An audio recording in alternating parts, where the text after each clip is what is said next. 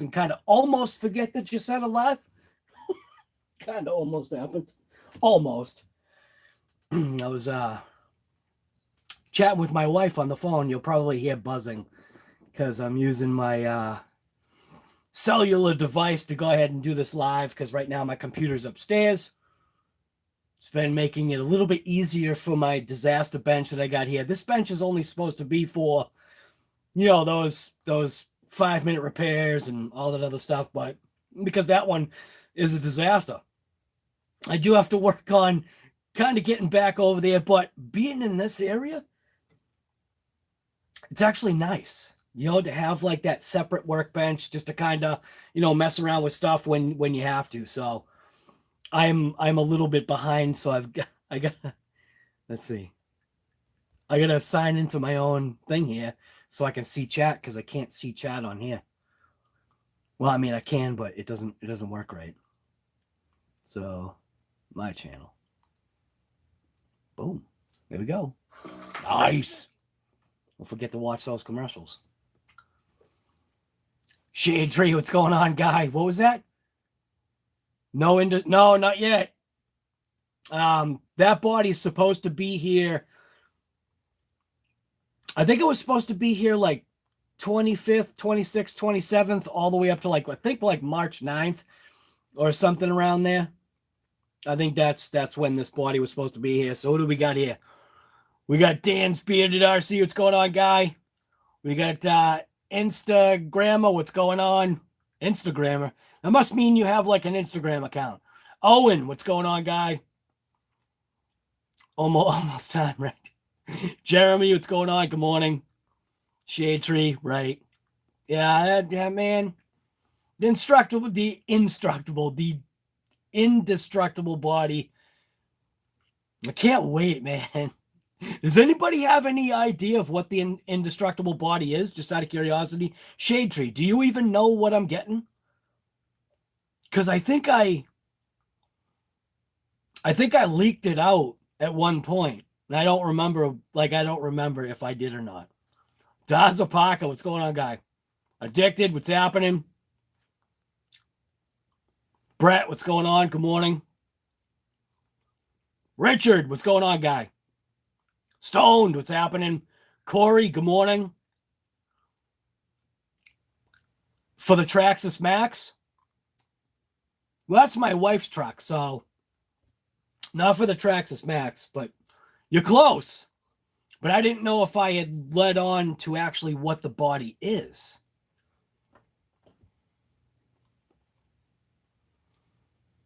And no, it's not a 69 Camaro body. Although that kind of would be pretty crazy. Imagine that. A 69 Camaro body on an X-Maxx.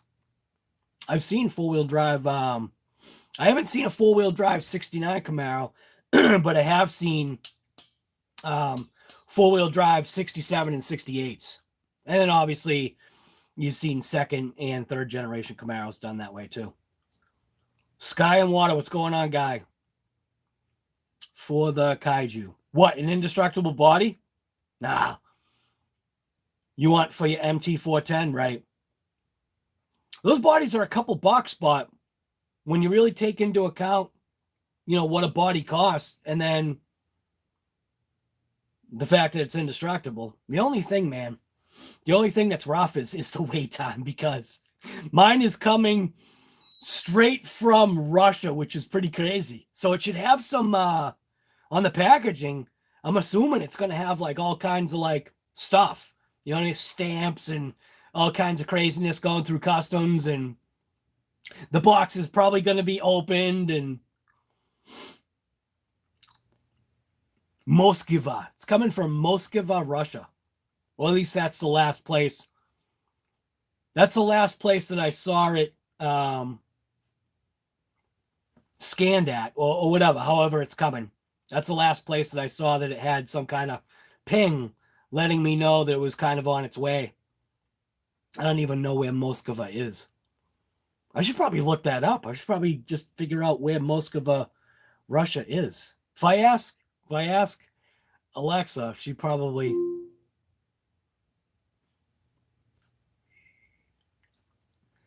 If I ask that device over there, I don't think it would like really show me, would it? That's something that I've never tried on those devices. I know on your phone you can like, you know, ask for places and it will show you like on the map, but I never tried it on that device over there.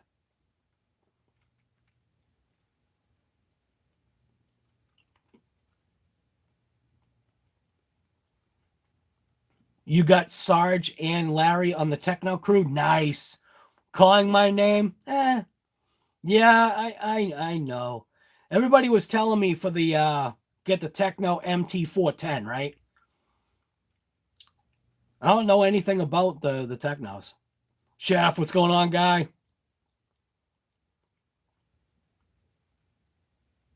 You had a wheel come off on your big rock, ended up being the CV joint. Yup.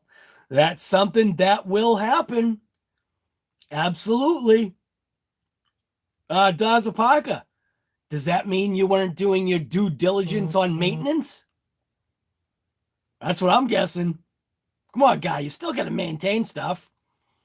You don't just put battery pack, and it's kind of like with your, you know, real car. You know, do you never give it oil changes? Do you never check the tires?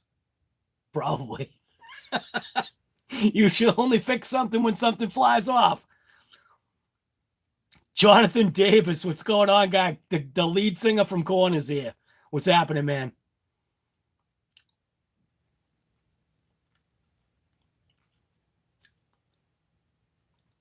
Addicted, what? Your body? Oh, your body's in. Your body is. Yeah, I guess you're talking about the indestructible body. Yours is in Chicago. Wow. Somewhere Russia.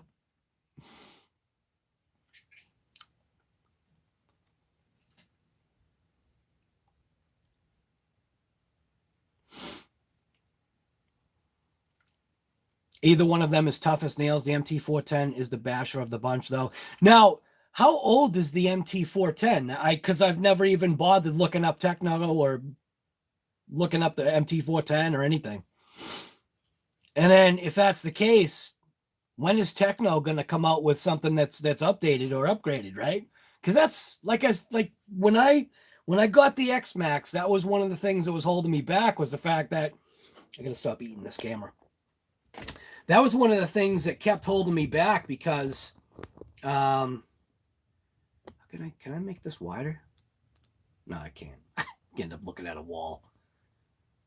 That was something that was a setback for me because I was always afraid that if I bought, you know, the X-Maxx, that it literally like next day or the week or whatever, you know, they would come out with version whatever they've got now. What is it? Would it be version 3 or something like that?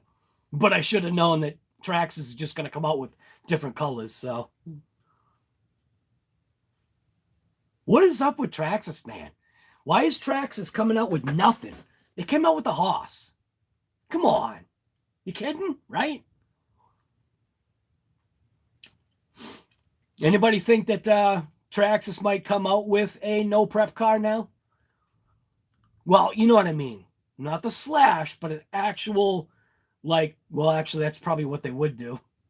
They probably would just come out with an RTR drag car that is already the Slash, you know, Slash. Excuse me. You've seen videos.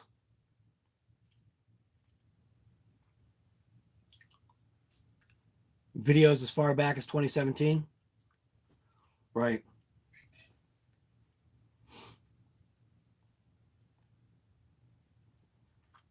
Hardcore, what's going on, guy? Frank.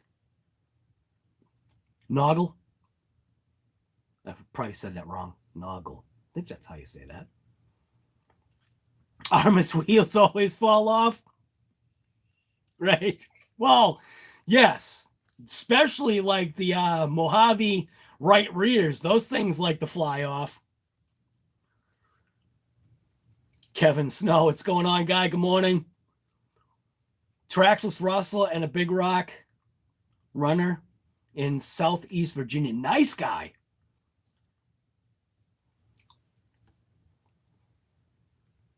Techno. Techno. Didn't even know there was a screw there. Anyways, I'm a mechanic. Yes. Come on, guy. Right. You know how it goes. Mechanics also have that tendency to know how long they can let something go. It was funny, right? So you might hear some buzzing on here. My wife texted me this morning, or she sent me an email, and it was because we have a Honda CRV, so obviously they have, you know, her information. They probably have like her phone number and email and all that junk. Well, she got a reminder, email reminder about transmission fluid, right? My wife goes, "Do you think that's something that's important?" And I just said, "Yep." I said, "Big Black's got 230,000 miles on it. Never had any transmission fluid done in that truck. And the thing's still ripping. Dude, that thing does burnouts all day long. That thing pulls trailers. I mean, and we're not talking lightweight trailers. I mean, you know, it's like 15K. I mean, I know that's kind of lightweight for that truck, but it pulls a 15K trailer. Do you know what I mean? So it's like, it does pretty good for itself. So I think it's funny. But yeah, you know, there is a certain amount of maintenance. But what is cool right now, and I never thought it would be this way for me. Man, I never thought it would be this way for me. It sometimes is so much easier to just have somebody else do it. And the only reason why I say that is because my son works at a dealership and he's a mechanic. So that it's definitely funny, man, to walk away or to take that step back and have my son do stuff. Like when my son put on brand new tires on his mother's car, it was like, it was weird for me, you know what I mean? And he went, like, what was awesome is that to watch his mind think, knowing that this was her car, like he gave it like the platinum treatment, you know what I mean? Like he did everything. He checked everything. He checked the brakes. He went like, and it's a fairly new car. I mean, it's a 2017 and it really doesn't have that many miles on it, but because, you know, it was her car, he was just like platinum treatment. You know what I mean? It was pretty cool to watch, man. I mean, he put it on the rack. He did like everything to it. It was cool to watch. It was awesome to watch. Like, what was funny is I didn't want to bother him. Like I like took a step back and I just watched my son enjoy his job. Like, I mean, you want to talk about those priceless moments? That was one of those priceless moments. Me taking a step back and watching my son work on that car and enjoy it. You know what I mean? KGM, what's going on, guy? Barbecue, what's going on, guy? Kurt, Frank Sluga.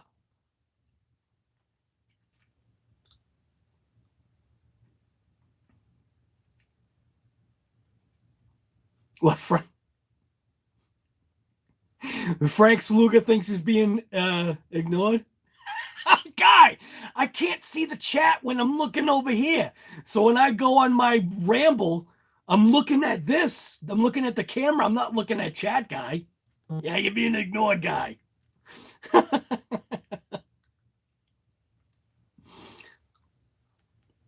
What the heck was that? Something just came through. What is that?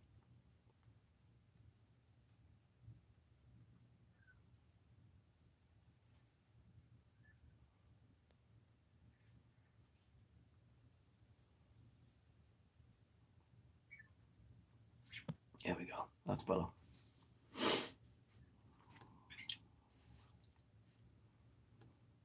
Sky and Water, what's going on, guy? Right. If you love your work, it's not work. Right. Well, there are days, man, I'm telling you, there are days when my son, you know, come on. Everybody has those days. Everybody has those days, like when you're, you know, at your job or whatever, and you wish you weren't there, and He has those days every once in a while. All right, what's going on here?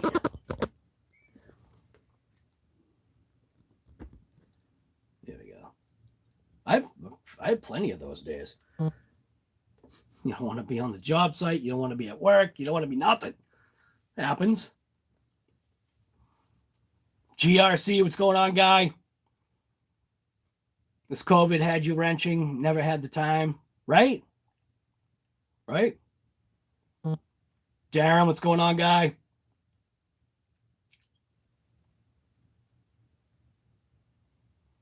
Riff Raff is here. What's going on, guy? Just want to make sure I'm not missing anybody. Slug is getting all bent out of shape. Guy, you're ignoring me. We got to put Sluga in a 300-second timeout. That'll really get under his skin. God, Guy, I'm out of here. Jason Crow, what's going on? Guy Fisher break. What? Fisher Price makes unbreakable RC car bodies. Hey, you know what's funny? A while back, one of my clients, they were throwing something away because every once in a while I'll take, like, if I'm leaving, I'll take their trash with me, like things that they can't throw in like the regular trash, because obviously I have the ability to be able to throw certain items away that, can't go in like a trash bin. So, I don't know if it's Fisher Price, but it's one of those little Power Wheels things. The whole intent, and it is kind of an unbreakable body, the whole intent, man, on this body was to take this and put it on trash bag. And I'm telling you right now, there would be a bunch of people probably flipping out that I actually did that. I'm holding off to do it, because what's funny is the thing actually works. But I can just take the screws out and, do a couple little body mods and get that thing on there. I don't know if anybody remembers. I did show it. Like, I think it was sitting like right there at one point. And I was like, hey, got a new body for the X-Maxx. Right, dude. Logic. I'm the reason why you bought an X-Maxx? That's crazy. You must have wanted some torture. Oh, hey, wait, there's my son right there.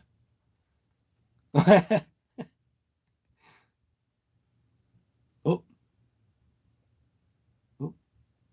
I'm on a live stream, guy. I don't know if he'll get that. That was my son. That's funny. Yeah, it's funny. Maybe he heard me like talking to him or talking about him. Guy's favorite brand is Traxxas. Hey, come on, guy. Right there. I wouldn't say it's my favorite brand, but it is a brand that I like. What's my favorite brand, man? Do I have one?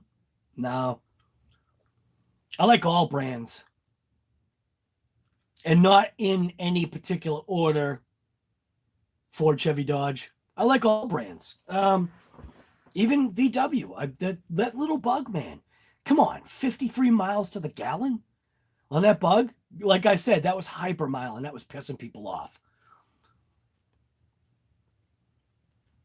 X-Maxx is great. Just don't do anything. Guy did his right. Right. There you go. There you go. Let's put it this way. If you got an X-Maxx, don't touch it. Just run it. Just put a battery in it and just drive it. Don't analyze something and find, inherent Traxxas issues and get pissed off and call them and say, hey, what's going on? Why are my bearings blowing out after one pack? Why is my motor shaft going like this after 2.5 packs or something like that? It's funny. It was so far in the past now.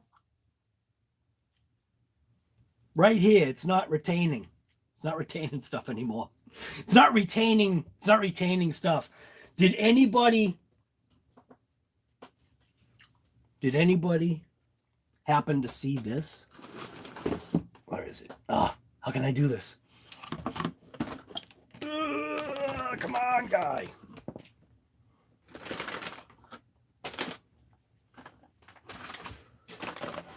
had to have been somebody out there in this chat that saw this.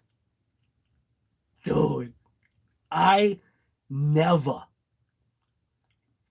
telling you, look at that. Look at the gleam. Look at that. Would you just look at it?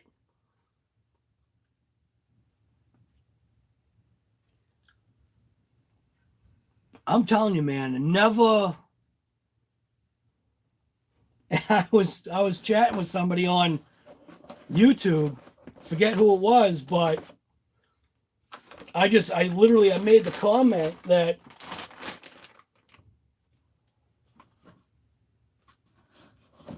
I don't even think I've ever spent that kind of money on the reel.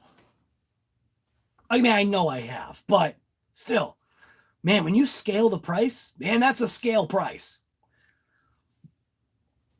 Dude, I cannot wait to experiment with those wheels because there's certain things that all of us in here know, okay? Because everything is scale. Well, actually, some people don't realize that even like what we're putting our RC cars, trucks, everything through, man, when you jump something, remember, if you're driving a 1/5 scale vehicle, okay, it's 1/5 of the scale of whatever it's kind of modeled after is what it's what it's supposed to be. And everybody freaks out and they grab like a 1/10 scale something and another 1/10 scale something. I did a video a long time ago. I want to say it's like 3 years ago now that I did a video talking about scale, and I lined up all of the cars at the time that made sense, all the way from I think like 1/16 scale all the way up to, I think, not quarter scale, but 1/5 scale or something around that. And I was just showing, like, you know, check out this 1/10 scale car up against the 1/10 scale truck. Do you know what I mean? And people were like, yeah, but it's not the same size. It's not, that means it's not the same scale. It's like, no, think about what it means. It just means that whatever the proposed design would have been original, this is that scaled down version of that. So something that we always forget, man, when we take like a, let's say, talk about the Big Rock. I'm still on the Big Rock game here. That's why this live is here. This is a 1/10 scale entry level RC. Is it giving you 1/10 worth of pleasure? Is it giving you 1/10 worth of value?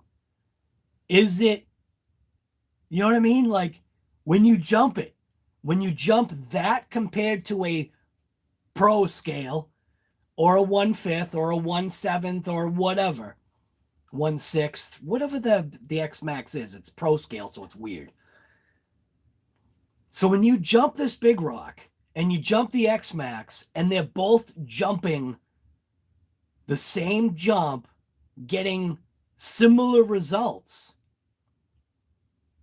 where does the smiles for miles come into play? The value on that 10th scale, on that 5th scale, pro scale, whatever, right? That's what I'm trying to get at.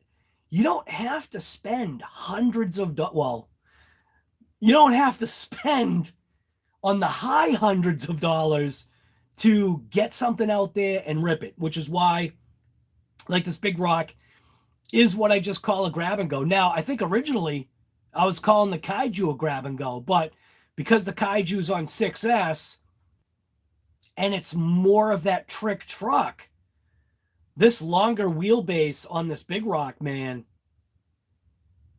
the longer wheelbase, man, is killing it. This thing is a great truck. It just needs, a tire. In my mind, it just needs a tire that's just a little bit taller. Not the rim, but the actual tire. I'd want a little bit more cushion on the tire itself, and then I feel it would probably do even better. I still have those M2C pieces, but I'm just waiting. So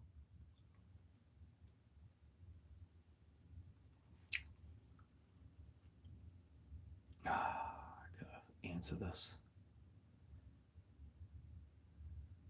I'm on a live right now, so I really can't chat.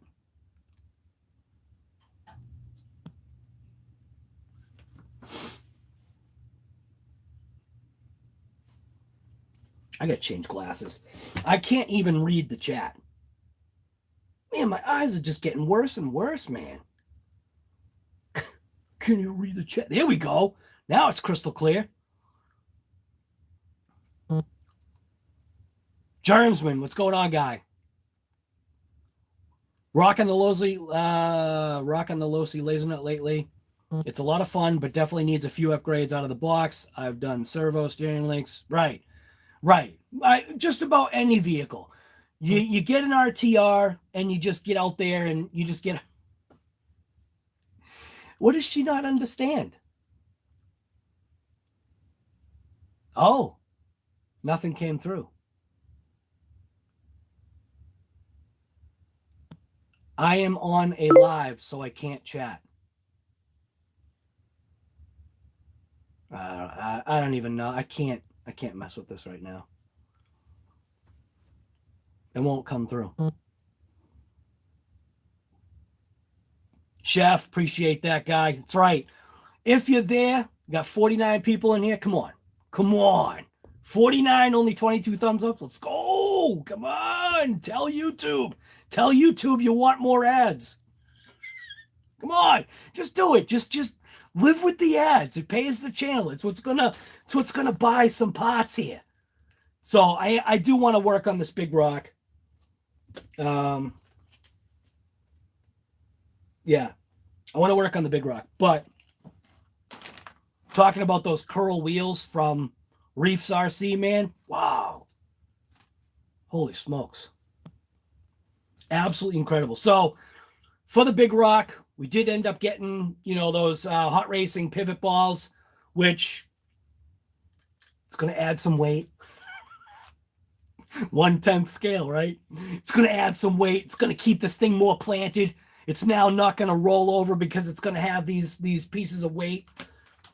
This was probably unnecessary because I was able to finally free up that bearing that was on the drive shaft. That's the thing I try to, tell people that, I have a very hard time completely walking away from something. Like when I did that jump pack for the bug, once I started on that project to get that thing running after it's been sitting for 2 years, it was just like, I can't, now that I've got that thing cranking, now I have to start it. So it's kind of a similar situation. And then obviously we got, directly from AMain sells ARRMA parts. They aren't the only ones. So, all right. So we got the steering linkage pieces that I needed for the big rock. And really, all I needed was the Ackerman thing here. So I just needed that piece right there, which, it's funny when I look at that almost looks like the Redcat one. So I'm going to work on that today. I've got it already kind of like broken out and apart. But I did buy the sealed bearing just because the bearing that was in on the drive shaft where it rides right there. Oh, no. Where's the O-ring? Oh, no.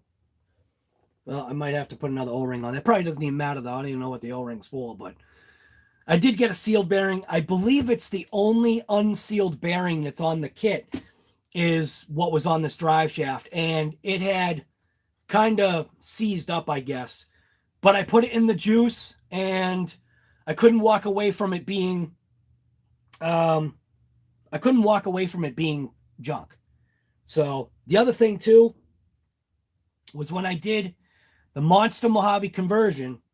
Obviously, if you've got the ARRMA 6S BLX, it also has shielded bearings. If it would ever focus. It also has shielded bearings. So when I did the conversion, I had started to notice that some of the bearings were not locked up, But because of where I took the Mojave, I took it to Diamond Dust. And the Diamond Dust definitely bypassed the shielded bearing and got inside the bearings, kind of chalked it up. Now, when you have this type of bearing, you have to be diligent with cleaning it. Are these bearings junk? No, they're not junk. They're just more high maintenance bearings. So if you want a more low maintenance bearing, what I did is I replaced them with this, which is obviously a rubber sealed bearing. And it just seals out the contaminants just a little bit better, not completely, but more importantly, these bearings right here are serviceable, where these bearings really aren't serviceable. I mean, you can try and pick out that seal because there is a retainer that's on that side right there, but once you pull that out, there's really no way you're really servicing this bearing. So if you want to service bearings the right way, get these. You can run them just a little bit longer.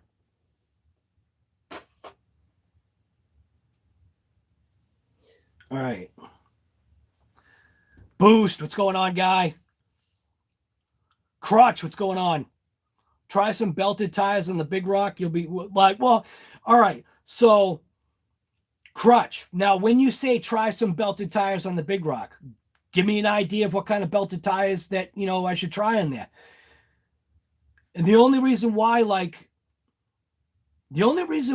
I don't necessarily like belted tires is only for the weight. That's just my personal opinion, and you lose some rotational control, but it's that added force to those four corners that change there. And belted tires definitely have their place, but I feel like I wish there was like a happy medium.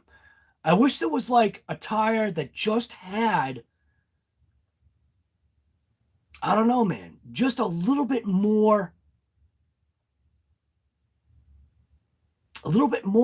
meat to it. Just a little, though. You know what I mean? It's like, it's such a hard balance sometimes, especially like trying to find, you know, the right tire and wheel combination to do what you want, because that's why I took those 17 millimeter hexes off from M2C, because for me, it just wasn't working out. I mean, those Redcat Kaijus, I mean, this thing ate those tires up nice, but, and I was able to self-right the truck, which is crazy, because when you look at this body style, being as long as it is, to be able to self-right the Big Rock was a pretty good feat. And those Kaijus definitely help with that. Even the Kaijus on the Mojave, they have their huge positive, like, effect overall on the vehicle, on the mod. Now, I tried to show slowed down camera footage of when those tires like lit up and turned literally into Frisbees. And what was great was that when they turn into Frisbees, they're outside the body, so they don't ruin like the inside of the body. You know what I mean? Like, when you look at like how all the things,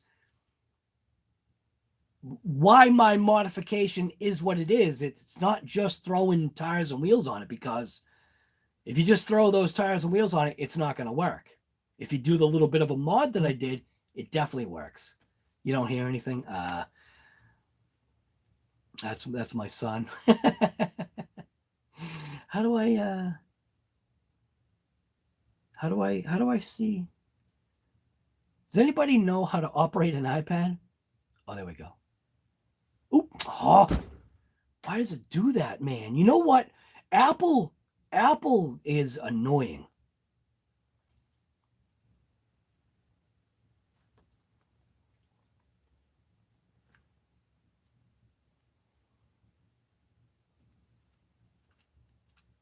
Yeah, sorry, I didn't realize that while I'm on a live, the audio doesn't work.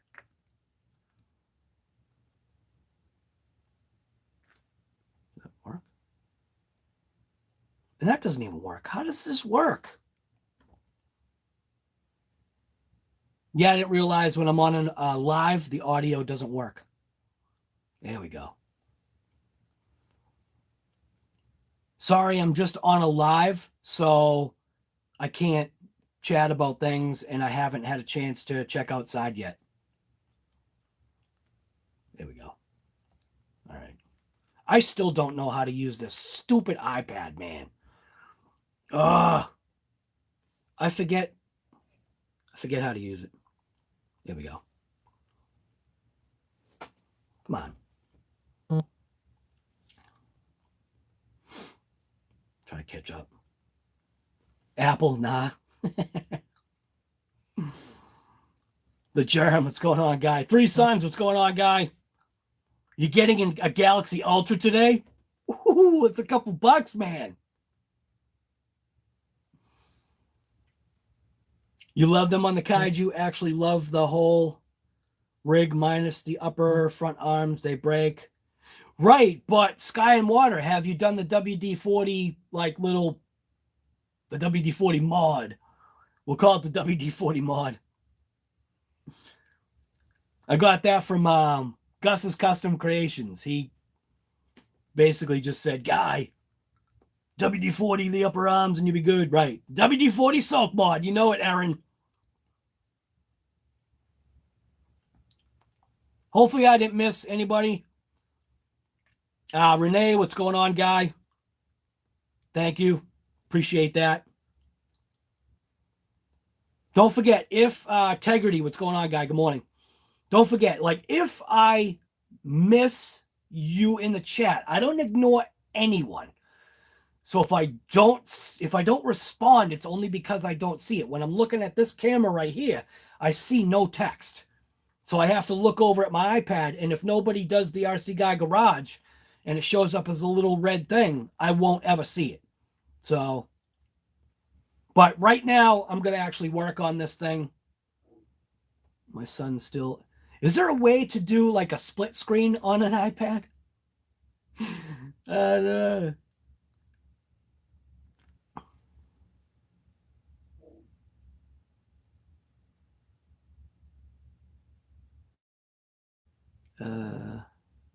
Wish I knew.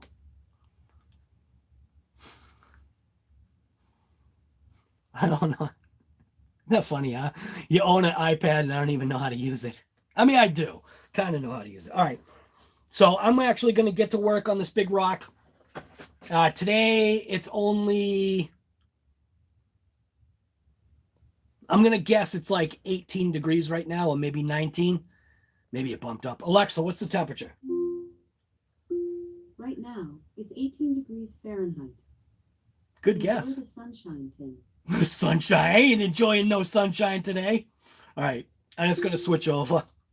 All right. So we're back on the big rock.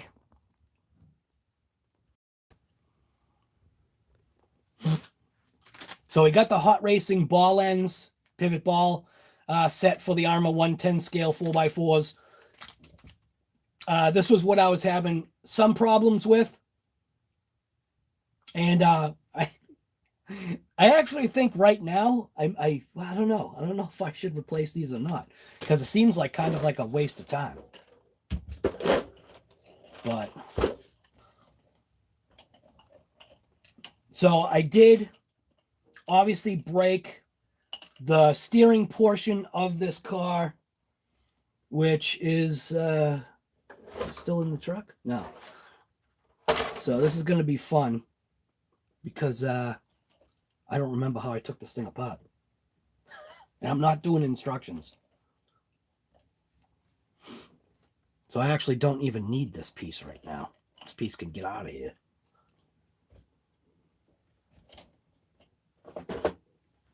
I know I'm going to need this part of the truck. I know I'm going to need that part. And here's the paper plate with all the other pieces that I'm going to need. So I was trying to be careful not to get junk on the diff, but obviously It didn't matter. Everything feels mint on this thing. I mean, yes, this is all plastic and all that stuff, but think of your price point. That's what I'm trying to get at. Crazily, the grease that they stuck in here for the amount of time that I've ripped this thing, the grease they stuck in here did absolutely awesome. So I'm very pleased with at least that.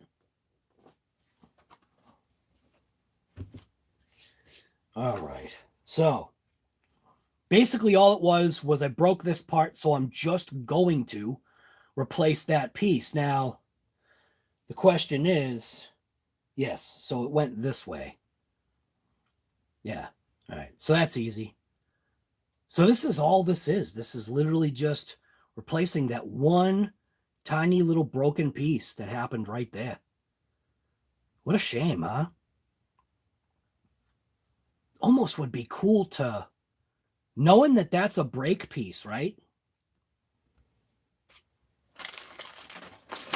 Open up this bag right here. So if you need the part right there, it's AR340132, and that's the steering part set right from A-Main. A-Main. And look at that. See, I like when they do the Ziploc stuff. Very simple, like little things that you'll find with me. It's sometimes the very simple items that make me happy. One of these bearings right here was I think it's this one that I got to free up. Oop. So you can see right now, you can't even hear anything because I did redo this bearing. But I did also go ahead and, like I said, I did go ahead and buy the upgrade, which was this right here, and it's just a rubber sealed bearing. It's the same exact thing, except it's rubber sealed instead of just shielded. So fortunately, I can use this, but I'm not gonna.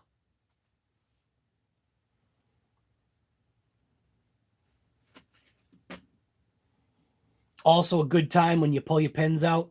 If you have any kind of rust, which I have rust already coming on mine, right now would be a very ideal situation to go ahead and clean these parts with a piece of steel wool or even some WD. If you throw some WD on here, the WD-40 will help take the rust off. But I'm going to just steel wool these real quick and get them nice and clean. This is also a wear item. So you can see the sand has been pelting this piece right here. Obviously, this is the way it goes because that's your countersunk screw section. But on the flip side, usually this is where you start seeing these ovalizing. And you can see that one right there is ovalizing. And you can also see that that side right there is starting to get the aluminum stress, like little crush points. See how like right towards the inside, it's got like that stress to it. So this piece is wearing. It's a consumable. This piece right here is not big rock. All right, so it looks like I did have my little O-ring. All my screws, everything are right on this paper plate. So this is everything that I needed to get this thing back in good running shape. Somebody was telling me to check my spur, but I'm not going to do that right now because I'm not having any issues. The other thing I did want to bring up, I am getting wear on my axles, but considering how I've beaten this thing, I really don't have any concern. You know what I'm saying? I don't care. I just want to rip it. And I will be taking this thing out today, even though it's only... Alexa, what's going to be the high temperature for today? Today, expect a high of 31 degrees Fahrenheit. It's only going to be 31 degrees today. I am taking this thing out in this kind of weather. I'm not quite sure how to help you with that. I didn't ask for your help. So, if you got steel wool, good idea to just kind of dress these pieces up.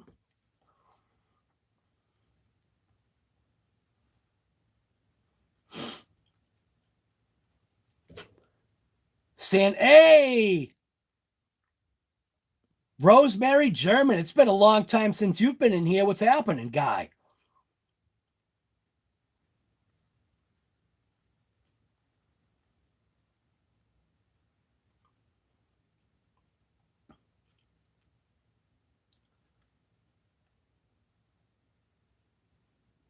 That's trailing leather. Right. KGM, right. So you're trying to get me to get out my crawler? Keeping cool? Nice, Rosemary. It's good to have you. It's been a while since you've been down here. Yeah, so the WD-40 back in the day, you used to be able to use like WD-40 and or Coca-Cola would take rust off your bumpers. I don't know if you remember stuff like that, but I know that, you know, you used to be into racing and like for real stuff. So yeah, that was pretty cool. So yeah, these parts right here, it's going to be a very, very, very simple repair. So obviously this is driver's side, passenger side, because it's got the arm there. Don't need to replace any other pieces.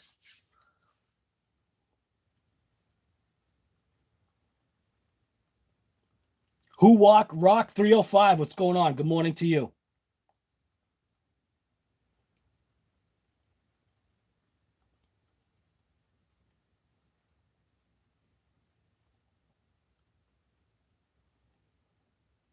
Sky and Water, what are you saying? Am I the only one getting the older motor mounts, fixed positions, and putting them in my... You might be.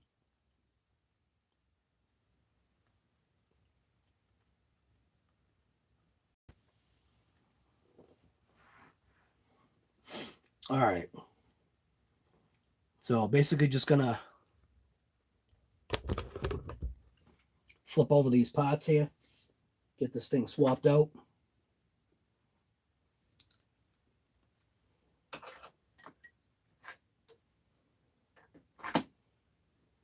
This is, I mean, isn't this my only breakage on this truck? No, I broke something. Oh, I broke the hub. That's right. Because I changed it out to a hot racing.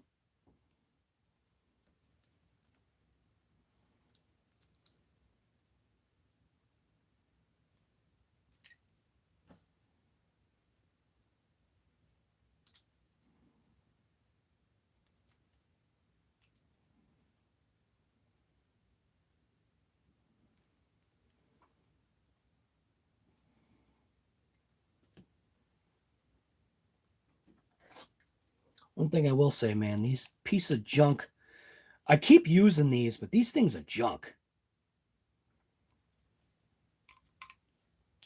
Should be using the Hobao one that I've got. So I had to put a massive screw in there.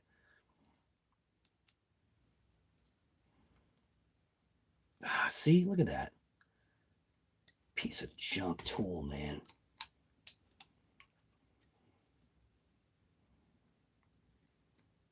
I hate junk tools.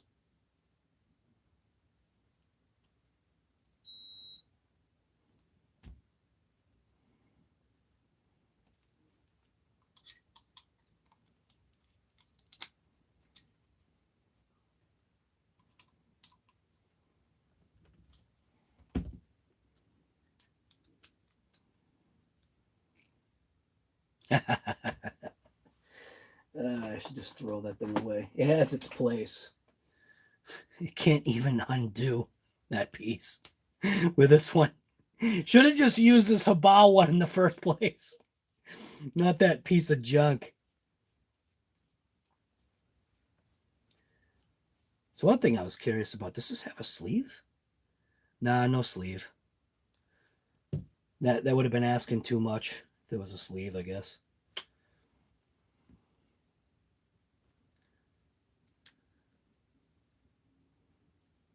Eventually, all this stuff is going to wear. So you can see on the steering, there is a little bit of wear right there. See that?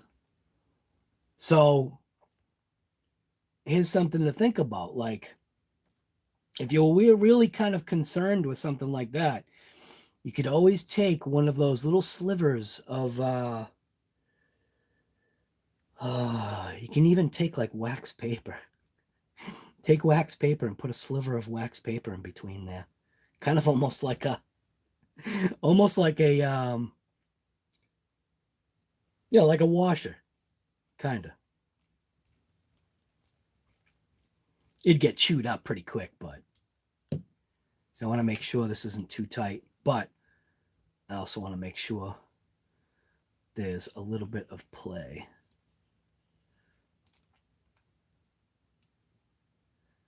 So that feels good right there. So I was wondering is if I take a little bit of WD, put a drop of WD on there.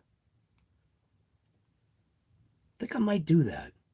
It's a tight enough joint right now, or maybe if I take a little drop of WD and stick it on there, maybe that will help.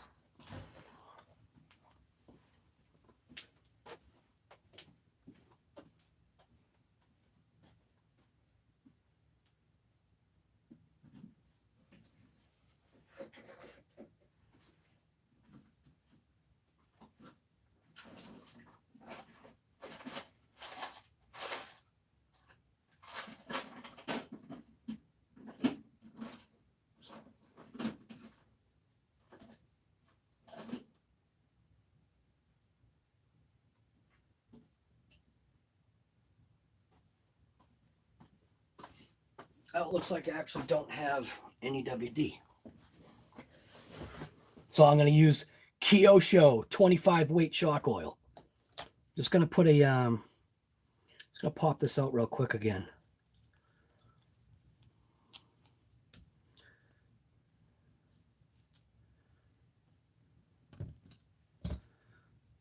I'm going to go ahead and just put a little slathering.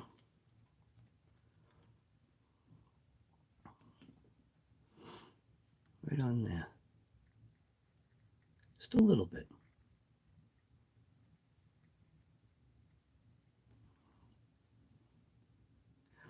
I'll even put, not on there.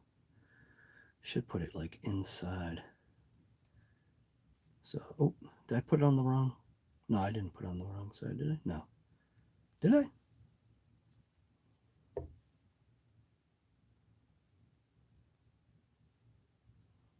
Yeah, I did. I put it on the wrong side.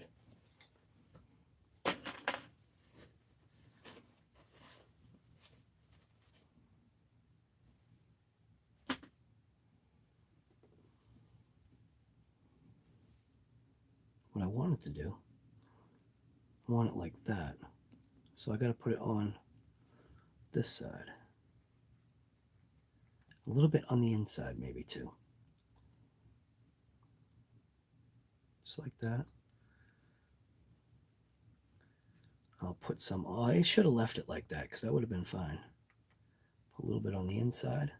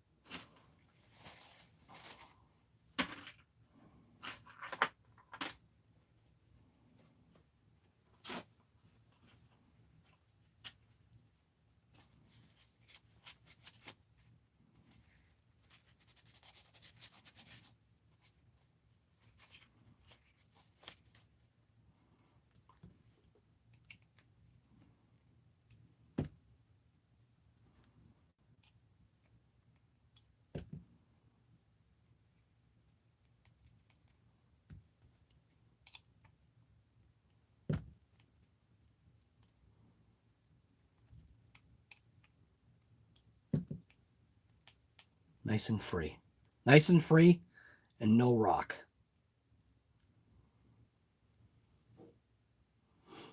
Now you'd think I'd want to clean these bearings, but nah. Good enough. We'll do the same thing on this one.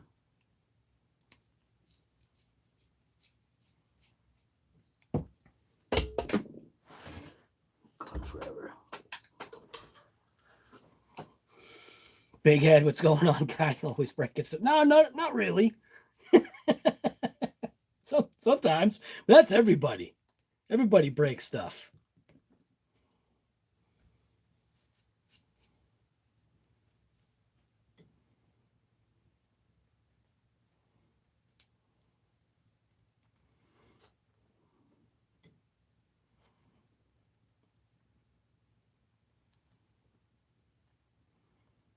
All right, so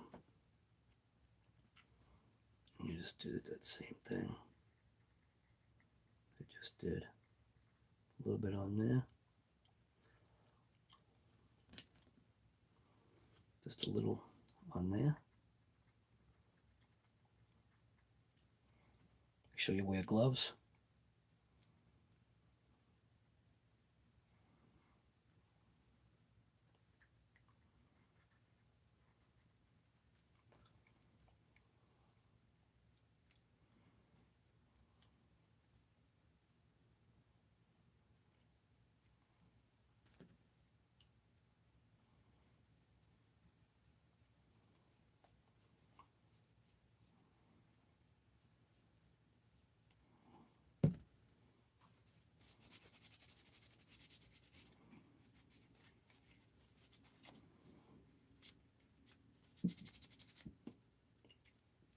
So it might be a good idea is to go ahead and give this piece, at least this center link section, maybe not necessarily these pieces, but to go ahead and give this center link section a nice little spritz of WD just to see if that will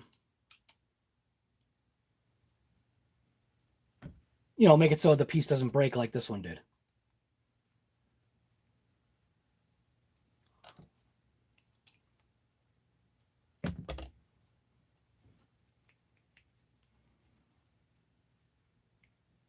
It's the slightest amount of bind. There we go. Maybe a little bit looser.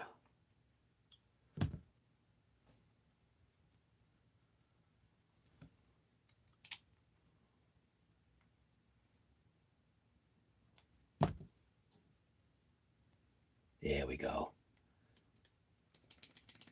Nice.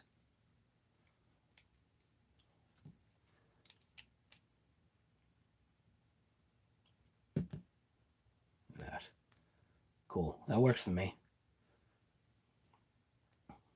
That one's got a little bit of a bind, but I think that's on just a full lock that way. And it will wear itself out, so, or wear itself, not wear itself out. Well, yeah, it will wear itself out, but it'll wear itself in. So, yeah, that works. So, probably a good idea. Maybe I'll go ahead and spray some WD-40 on that part.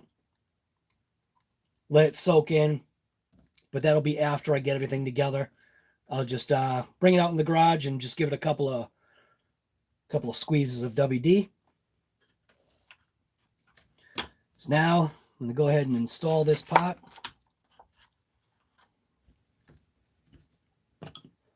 I mean, how much was this? This was nothing to fix this thing, you know?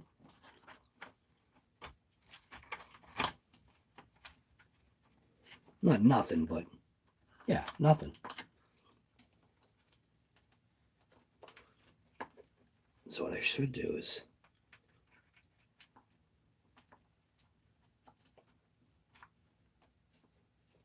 it's got to be an easier way to do that.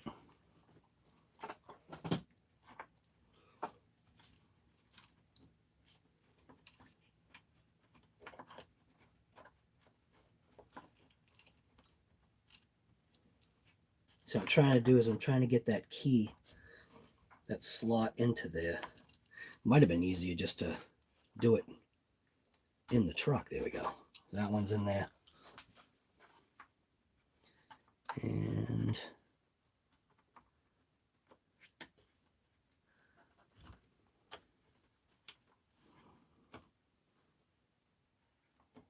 So I think while that one's in place, or it was in place, yeah, there we go. So while that one's in place, is that in place? Man, I almost can't tell. I need my pliers. Make sure that that's seated in there.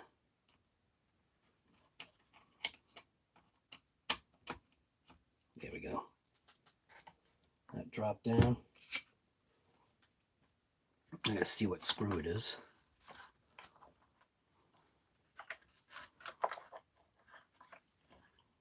It's one of those tapered screws. And it had a little touch of thread lock on it, but I just want to make sure it's the right one.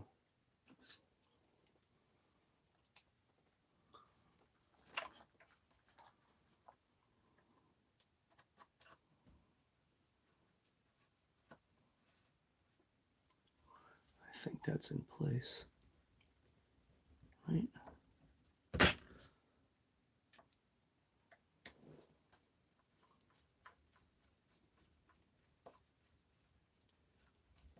Yeah, it's definitely the one. All right, just wanted to just double check, make sure that it was seated.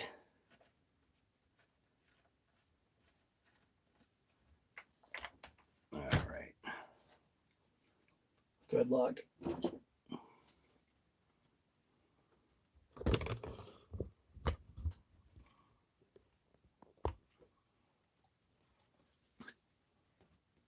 Probably don't even really need thread lock on this, but I'll just put like a little dab on it.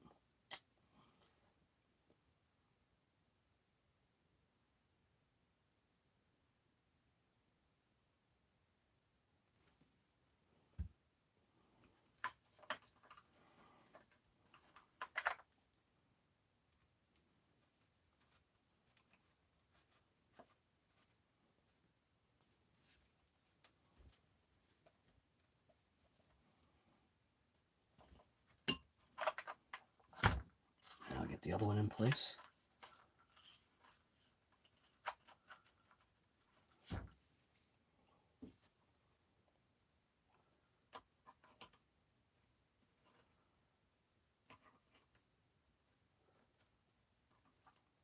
There we go. Settle it down. Grab another screw.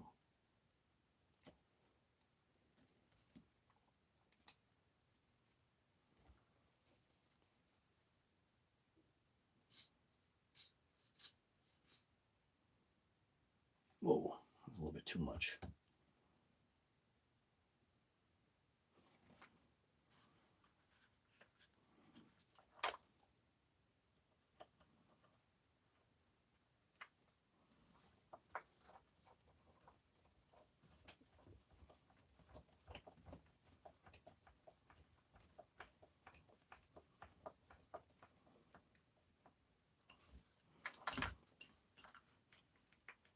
Nice. All right, now let's go ahead and go after that little arm right there. Should be fun.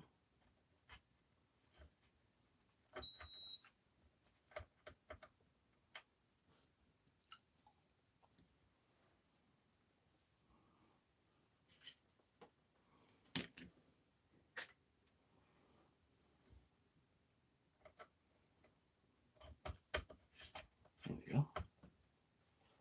And what did that take? I don't remember. I got 1, 2, 3, 4. So I got 1, 2 are the same, 2 are the same. I got 1 that's not the same.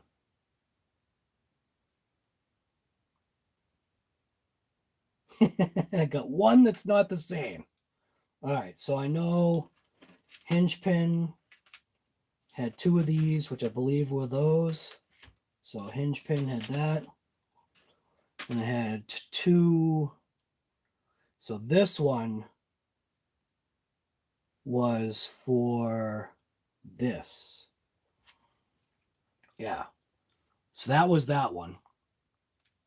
So that's that. That one was...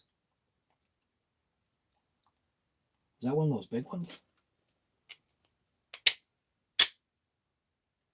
I think that one's that. Yeah, that makes sense. Yeah, so we had 1, 2, 3, 4. So 1, 2, 3, 4. We had that. That's all set. 2 front hinge pin little things there. So that means must have been like this one.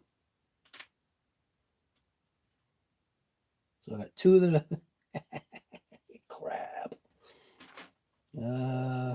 Could that be that is that the one that I have that's missing? Because that one's definitely for there.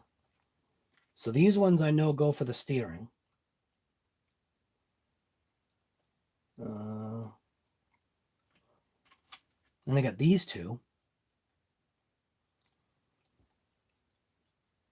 Which...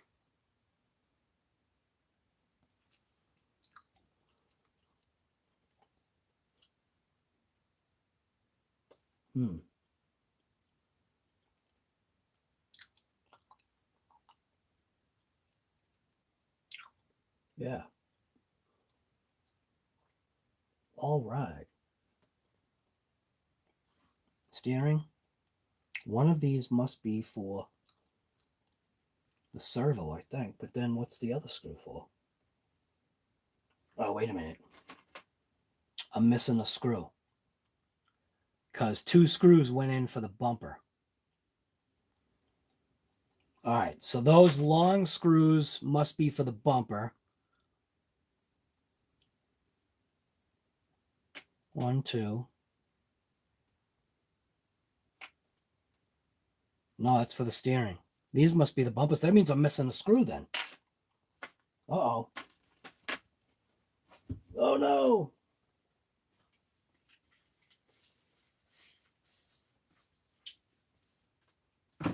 That's why you don't use paper plates for your stuff. Because you lose stuff. You know what's funny? I remember there was a screw on here. There was a screw on here. I didn't know where it came from. So I got to figure out what screw goes for that thing right there.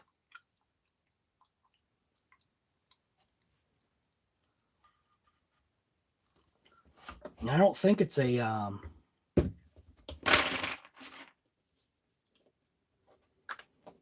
I don't believe that it's a... I don't think it's going into a nylock, right? Oh, it is. Uh-oh.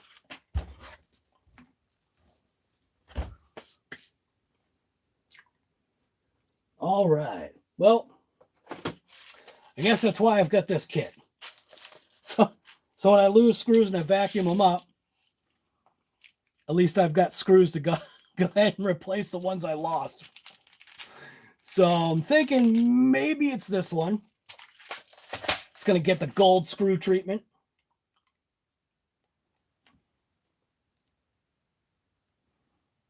These gold screws are nice.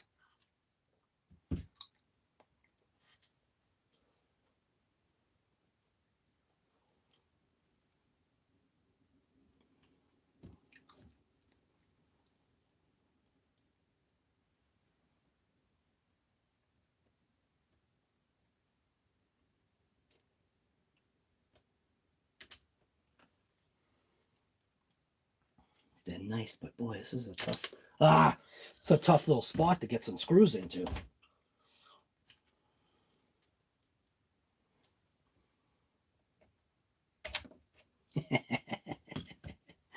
I'm using angled ones. I should just use straight. Might work a little bit better.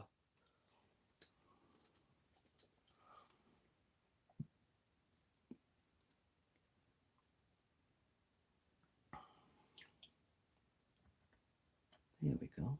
Right, get in there.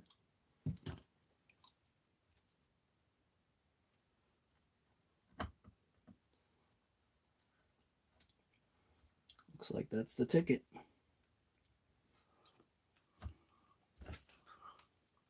The only thing I want to do is make sure I don't over tighten that.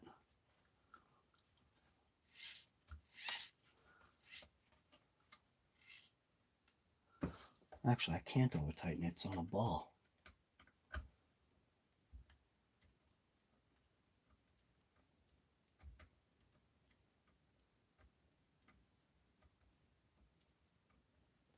And it's not tightening any. Oh, there we go. There we go. Nice. Nothing but the best. Check and see. Coming right through the top right there. Beautiful. See? Right there. Coming through the top. Beautiful. Pick the right size screw. That's a plus.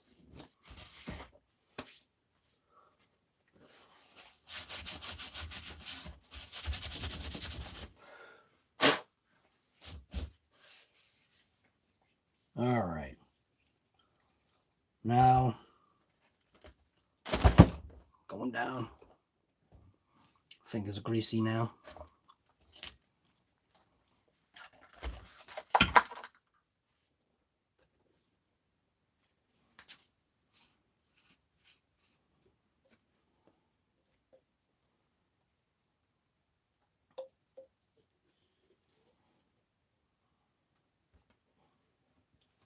Like I said, any kind of ring and pinion setup that I come across is going to get this stuff because this stuff is awesome. Just that much more protection. And this goes in here like that.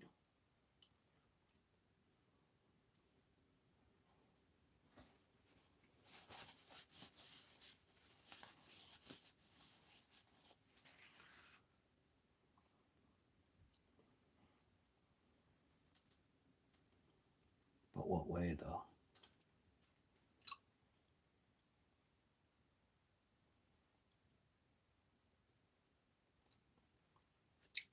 Kind of looks like it goes in like, oh, dear. Goes in this way.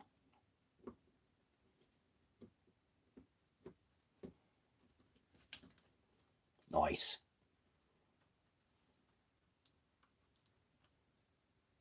Look at that.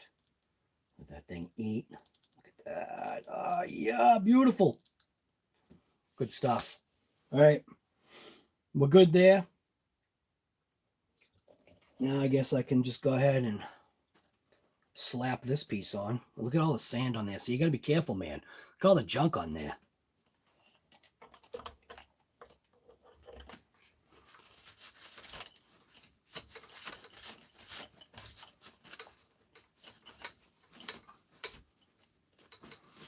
Gonna rip the big rock today, baby.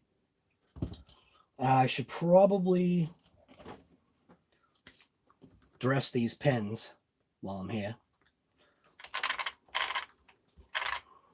So put that out of the way.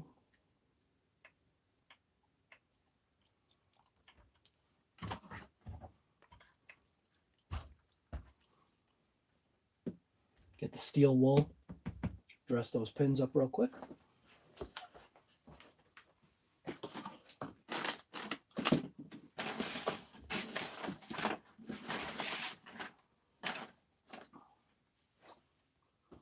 Find the steel wool.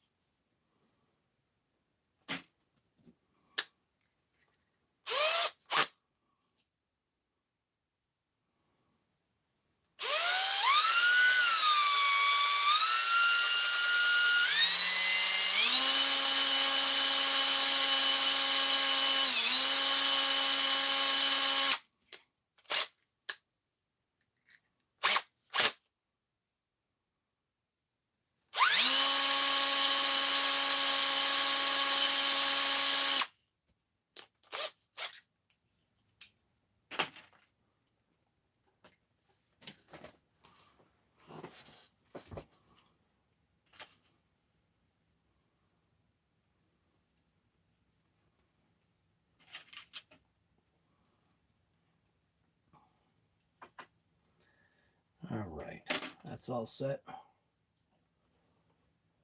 So now should be able to just take this and drop it right into place.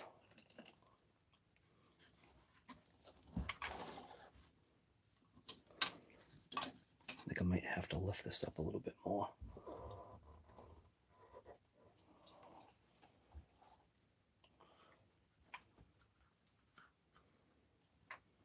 Can I do it? Tricky. There we go. That works.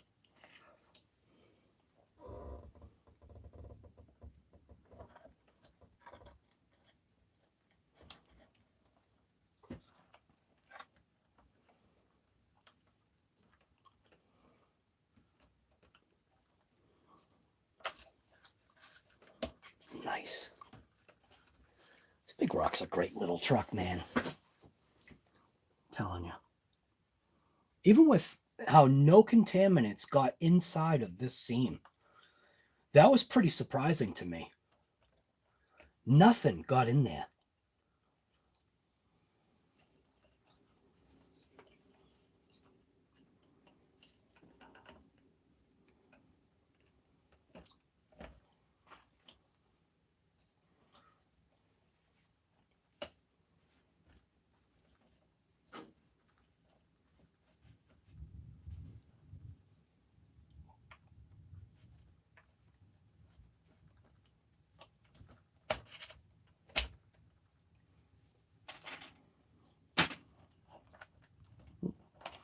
Probably should put a screw underneath just to hold this together while I'm doing this.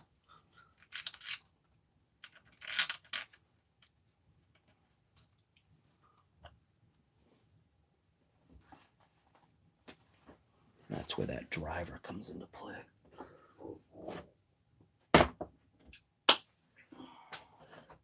Where did I put my driver?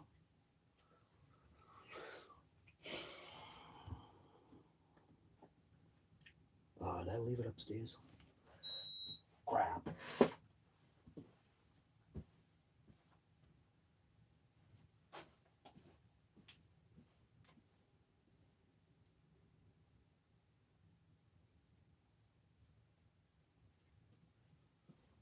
Yeah, I must have left it upstairs. All right.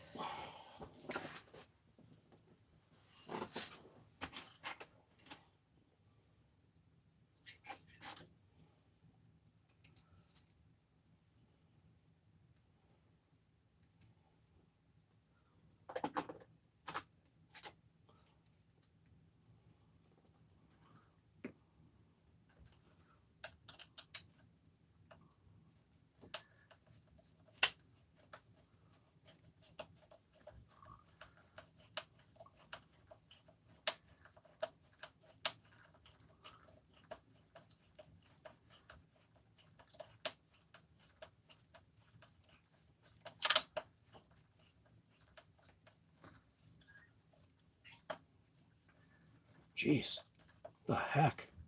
How long is this thing?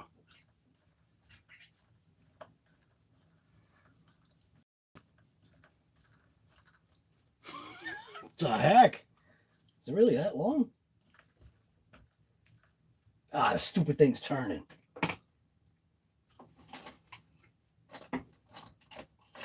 Should have known that's what it was.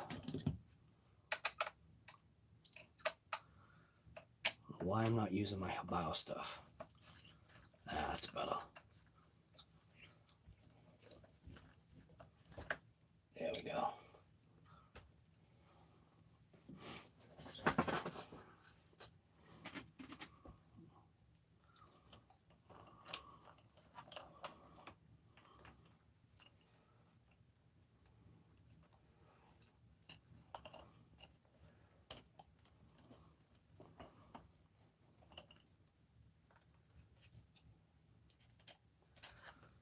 I think I said I was gonna dress these up with a little WD, but nah, be fine. So now knowing most likely it was this way, that's my guess.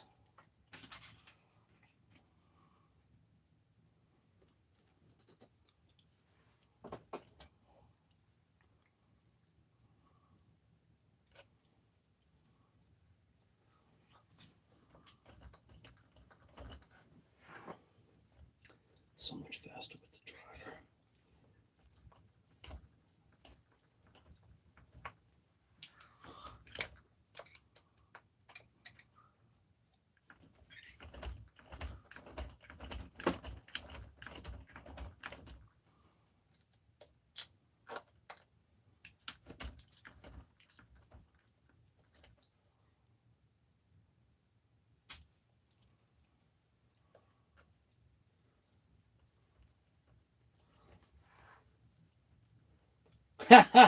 Iron Man, what's going on, guy?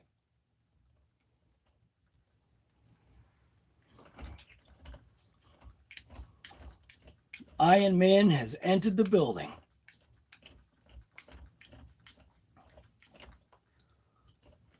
People think I'm joking.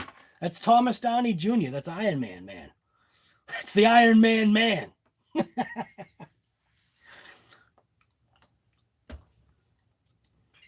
We've got the celebrity. All right. Now, go ahead and I can kind of toss this into place, I think.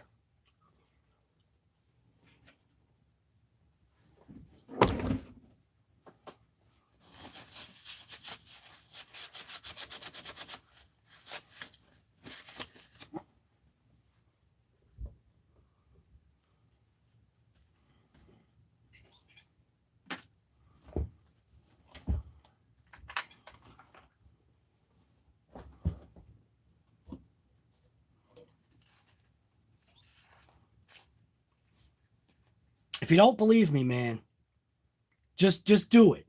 Trust me. Use this stuff on all your ring and pinions when it comes to these. Only ring and pinion, though. The stuff just, I've proven it. The stuff works absolutely incredible. Ah, here's my driver. I just had to turn my head another couple of degrees.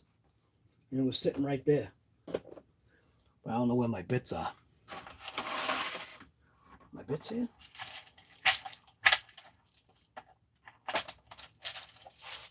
Yeah, here are my bits. Nice. Make it go that much faster. All right.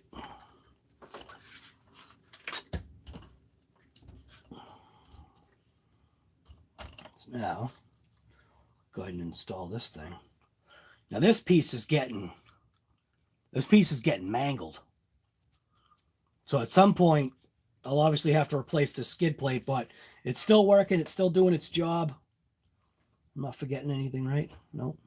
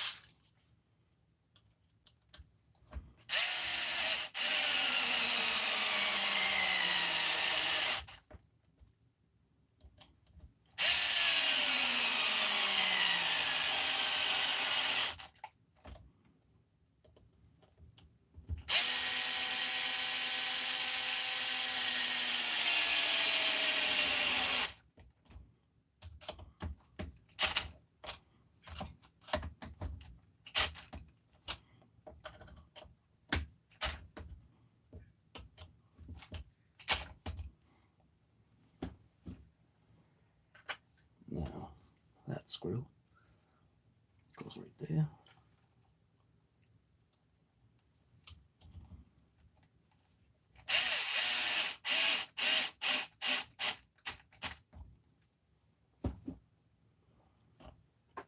Beautiful. All right. Now what am I looking at? Gotta go the opposite way for that. That screw's meant. While I'm here, I think I'll just quickly just check a couple things here.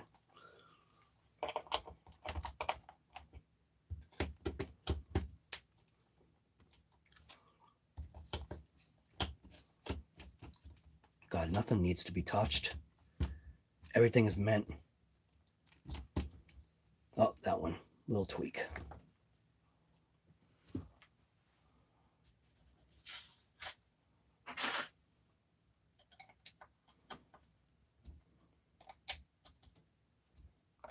Big Rock's going to be ripping today.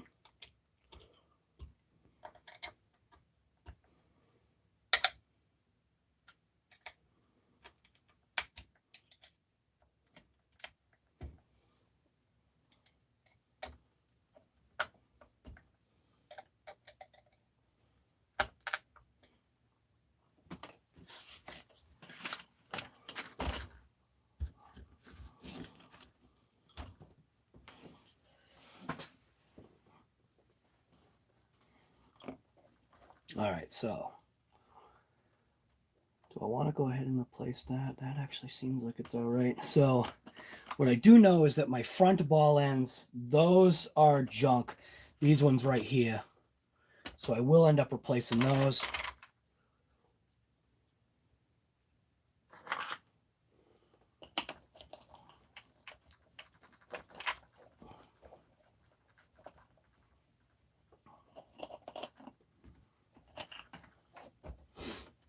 So you can see massive amount of slop right there.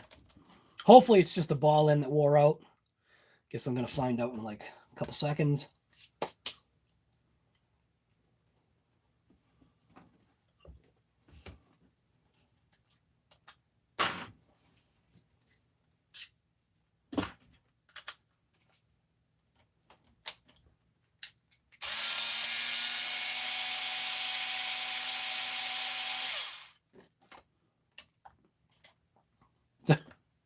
Where'd that piece even go? Where'd it go? It literally just disappeared. All right. So this is the piece that obviously got wasted. Hot racing stuff. This little ball ends. So obviously just have to find the corresponding ball end for that. There's a whole bunch of different kinds in there.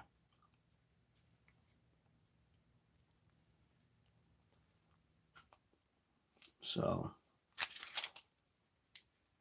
you got regular just, so you got little balls with you got balls with shoulders, you got balls with little flat ends. So I'm gonna open these up, see what we got here.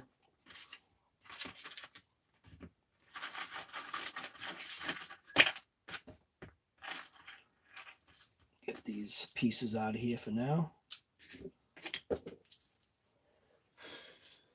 All right.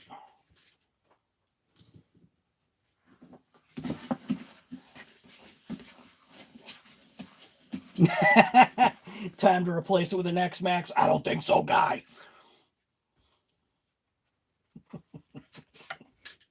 What are you trying to say? There's no replacement for displacement? I do believe you on certain things.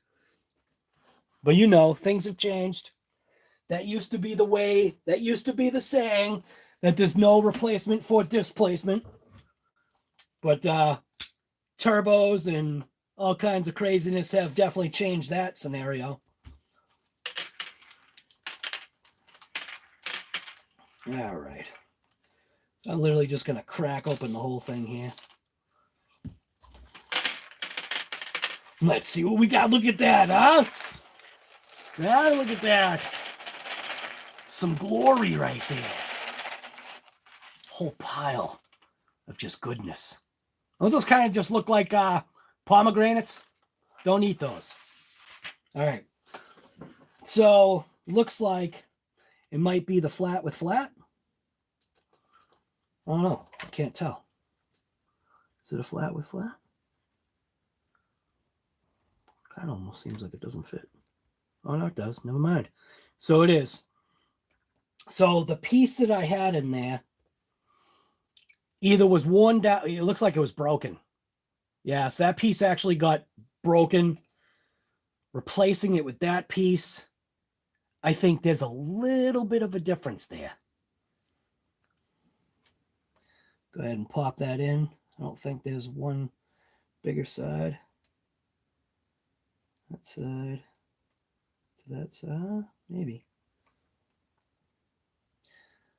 The key thing to do probably on here too would be to heat that up to toss it in. I want to see if that's going to make a difference. Trying a little experiment here. Heat up that puppy and see if it goes in.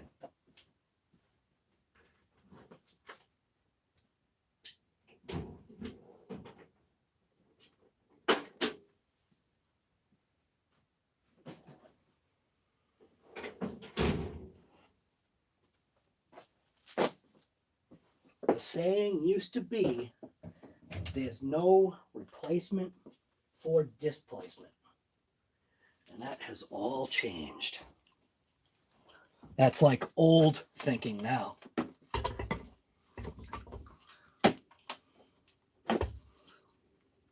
Yeah, big blog. It definitely, it gives you the sound. If that's the kind of sound you like, it definitely gives you the nice sound.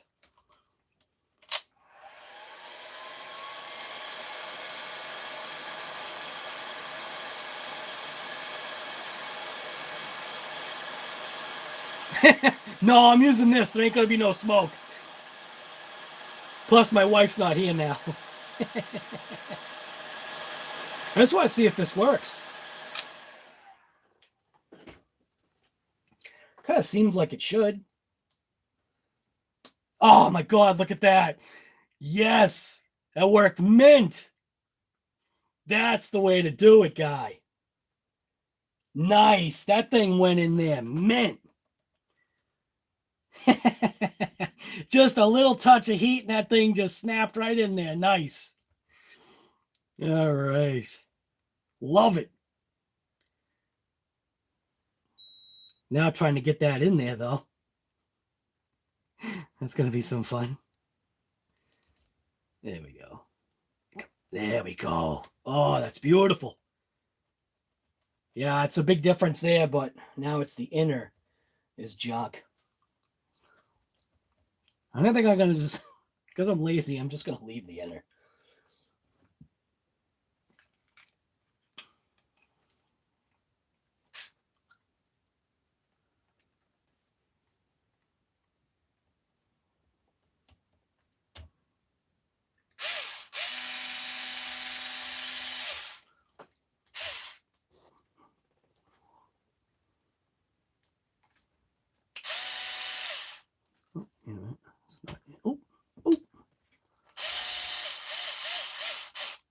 Just want to be careful.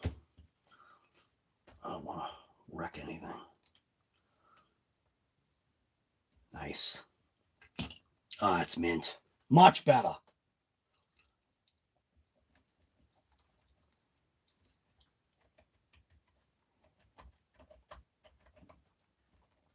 Look at that, huh? Doesn't that look nice? Look at that in there. Where'd it go? Look at that. That's a piece of candy in there. Huh? Nice. All right, we'll do the same thing to the other side. Do I need to do it to this? Yeah, I probably should, shouldn't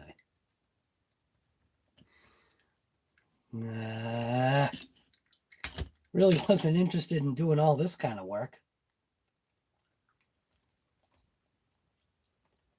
Because I know this one's wasted too.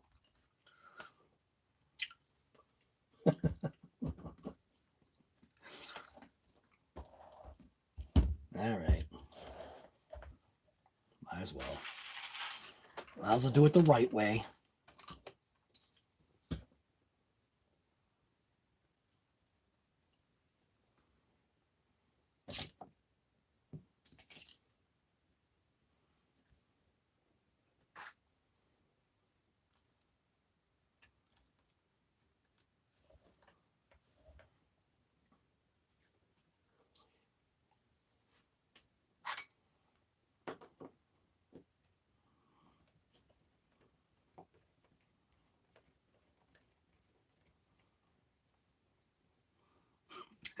Hot racing parts are too nice for the big rock. Oh, you're so mean, guy. Can't believe you're wasting money like that on a big rock. So I'm assuming this, it must have been, let's see, this one, was this one broken too? That must have also been one of those captured ones. Not captured. One of these. Now see how it doesn't like really go on, right?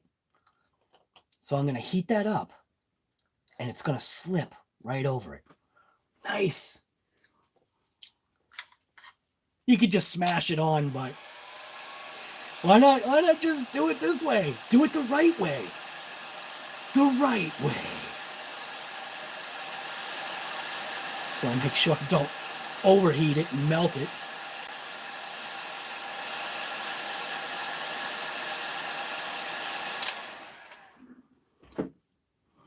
Should just slip right over it, right? Oh, look at, oh, it slipped past it. Ah, yeah, guy. That is some good stuff. I guess I might as well replace that one too. Look how easy that just slips out of there.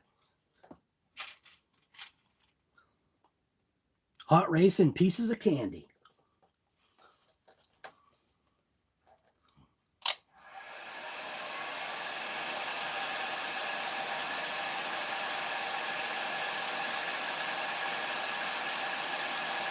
Gotta be careful I don't melt through the whole big rock.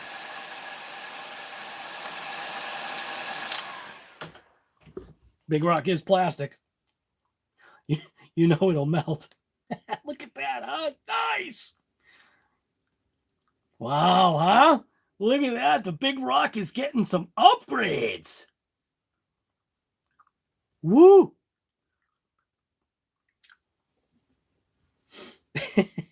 Big rock's getting some upgrades, baby.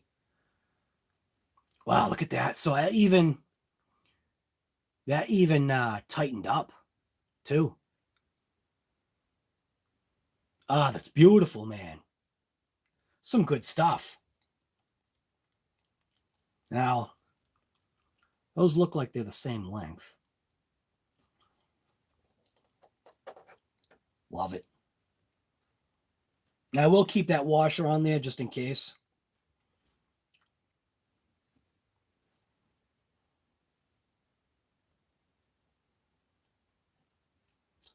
And I will just put a little dab of thread lock. Even though it's a nylock, I am just going to put a dot, a thread lock on there.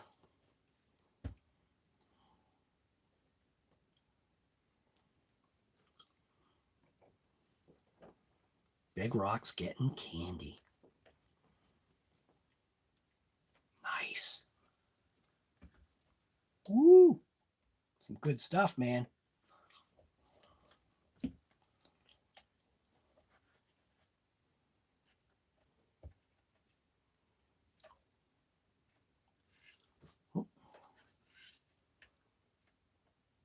Big rock is getting some love today.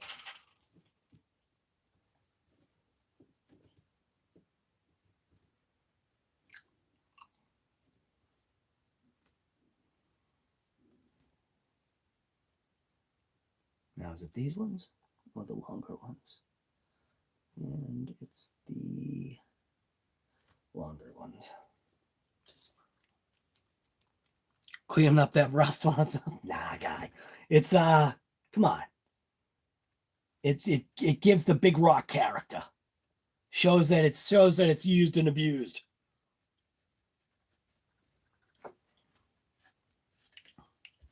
That's going overboard. Dude, I want you to clean. I want you to tap. I want you to tap and use your die and clean all the threads on everything. All right. It's going overboard. Nice. Huh? Look at that.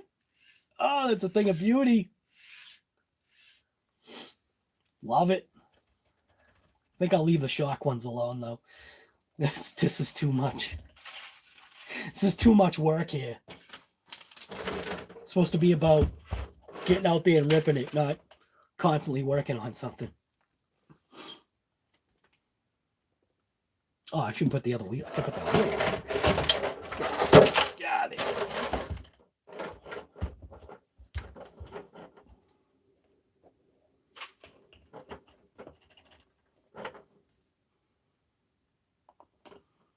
I think there's still sufficient thread lock. Yeah, these nylocks actually feel like they're all right.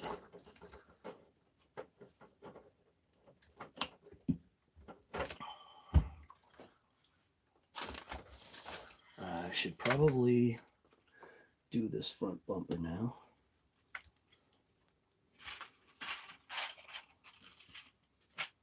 That takes these screws.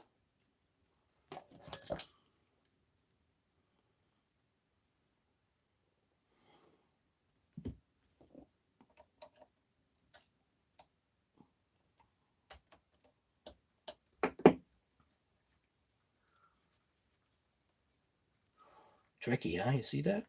Tricky.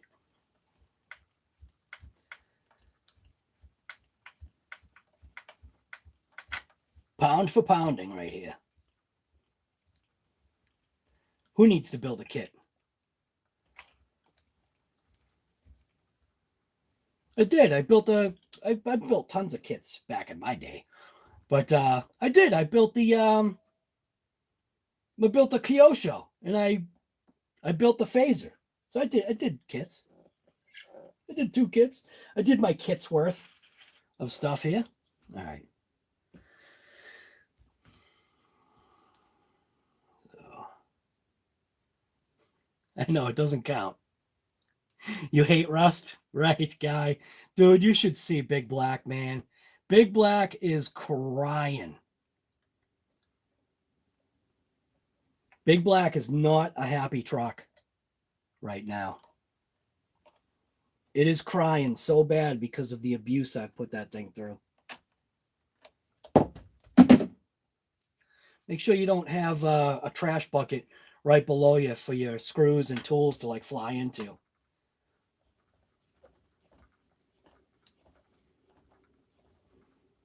Oh, be quiet, you plastic motor.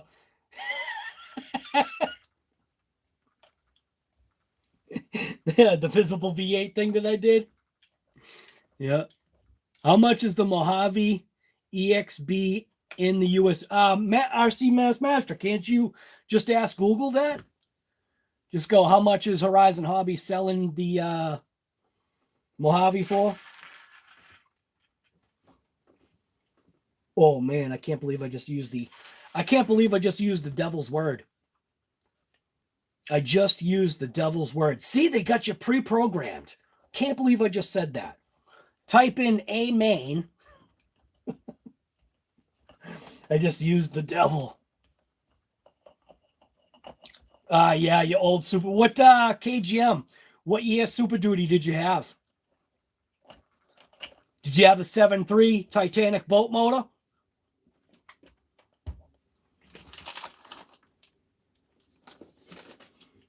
The 7.3s are literally the Titanic motors. You want to talk about a motor that you can't kill? That's one of them. Wow, I actually did it right. I did. I actually did do the thing on this side too. You know what I'm talking about? The thing.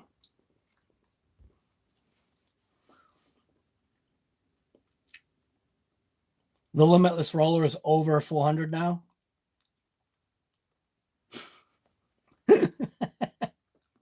Right. Earl definitely has the good one-liners. EXB Mojave is 5. Jeez, why? That's such a waste of money. In granted, I'm sorry. In my own personal opinion, that EXB Mojave, just for me, is it really necessary, man? The Mojave in itself, I think I'm proving it.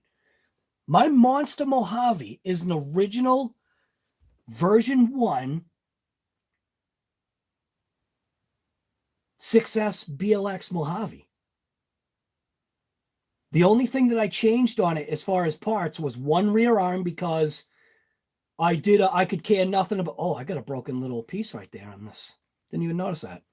I could care nothing about nothing launches off of my backyard ramp or my backyard jump into the trees. And finally, one of the branches that was hanging up from a fallen tree finally grabbed a hold of the arm and ripped it off. My rear differential, the only reason why I replaced that was because I put it in my EXB piece of garbage Creighton. Other than that, though, man, I mean, I suppose if you want the roller, but God, that's a lot of money to spend. Don't you think? I think that's a lot of money. I mean, maybe some people have that kind of money to just throw around, but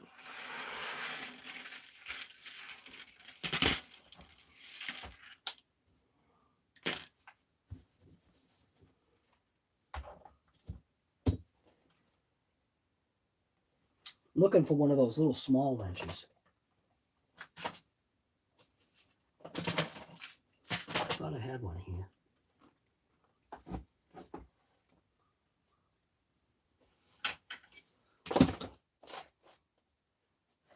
It's a small little wrench that I've got. You only have like 1 million of them, and you can't find it when you're looking for it. There it is. One of the like 500 of these things that people have.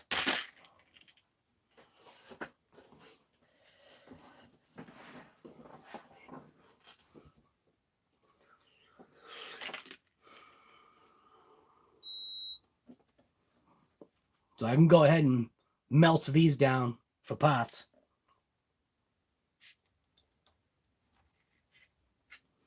Now my hot racing ones are different because I had technically stripped mine.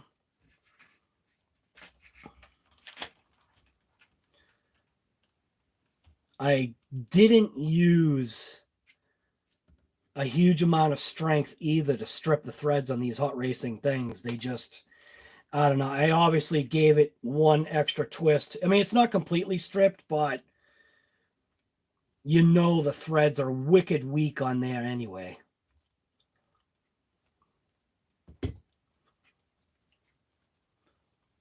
Traxxas tool on the big... Is that what that is? Is that a Traxxas tool?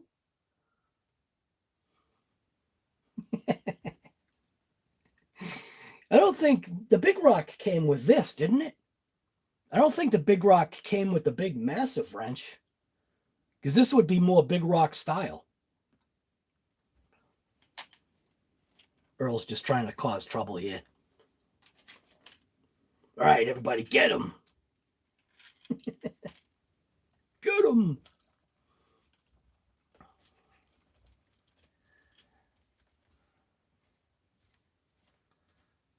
Oh, no.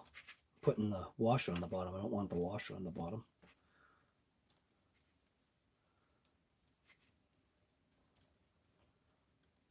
All prices have gone up on what? Oh, the Big Rock comes with a crappy plastic tool? All right, I don't even remember. It's probably because it's like in the instruction manual, and I don't think I opened up the instruction manual on this thing, just like most. You know, I never did the unboxing of this thing. I have all the footage. I never did the unboxing. Or did I? No, I didn't. I never did the unboxing on this. The footage is still on my computer. So I'm going to go ahead and just pop these out, because these literally are so loose, they just pop out with no heat whatsoever. And I'm just going to heat them up and throw them in.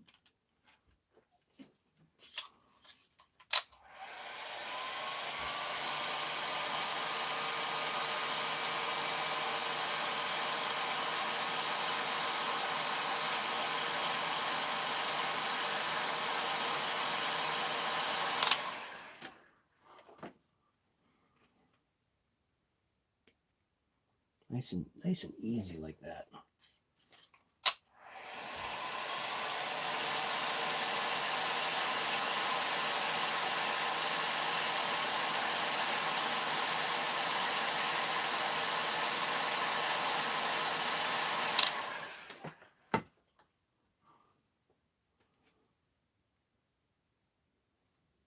Pop. Beautiful. A little warm.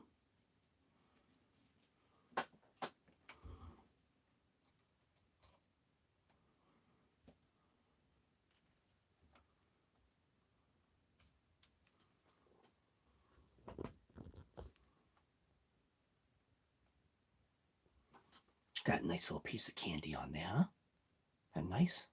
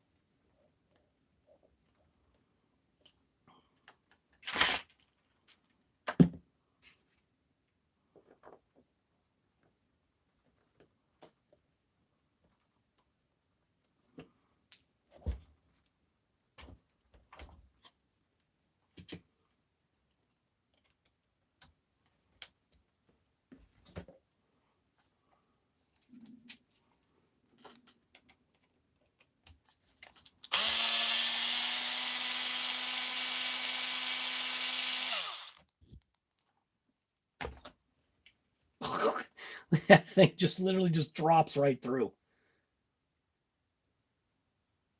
Look at that. Just literally just drops right through.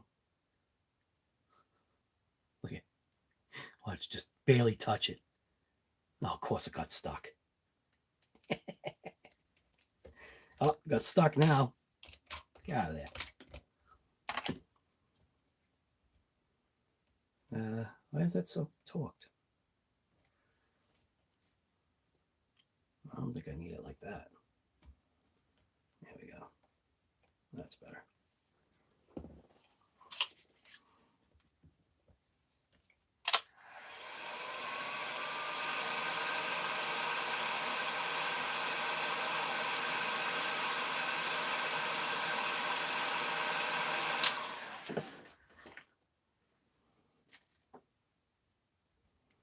Oop. Gone forever.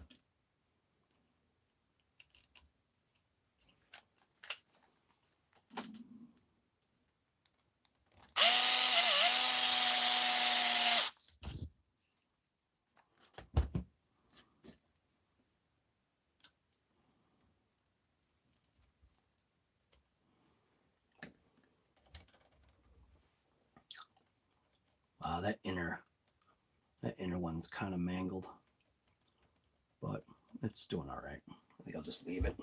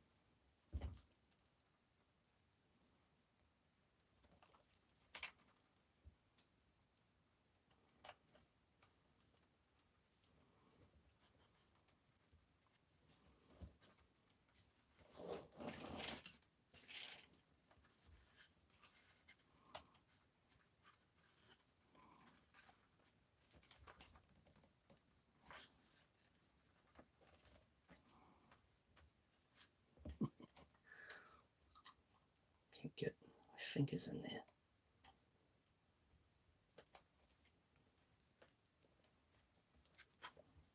There we go.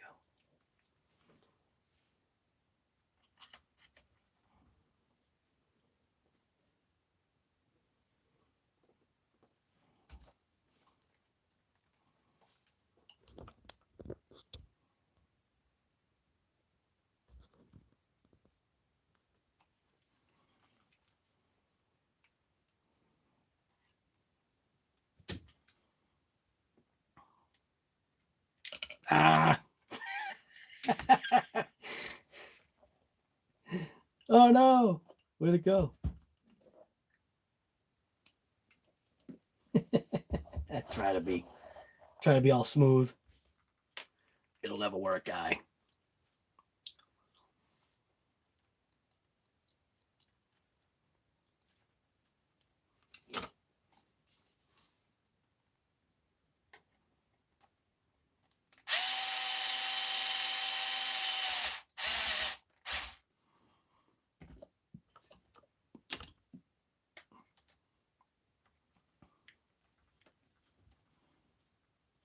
Nice. Big Rock just got a couple of upgrades. Back seems fine. Everything seems good there. Uh-oh.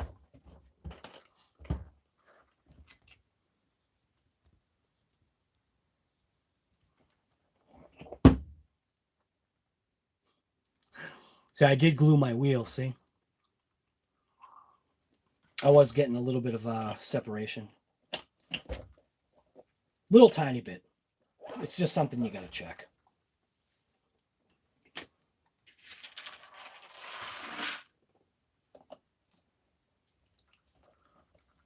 Big Rock's coming together. Oh, the Big Rock's going to rip it. Yes. This might be Big Rock hitting the back track. Backyard track day.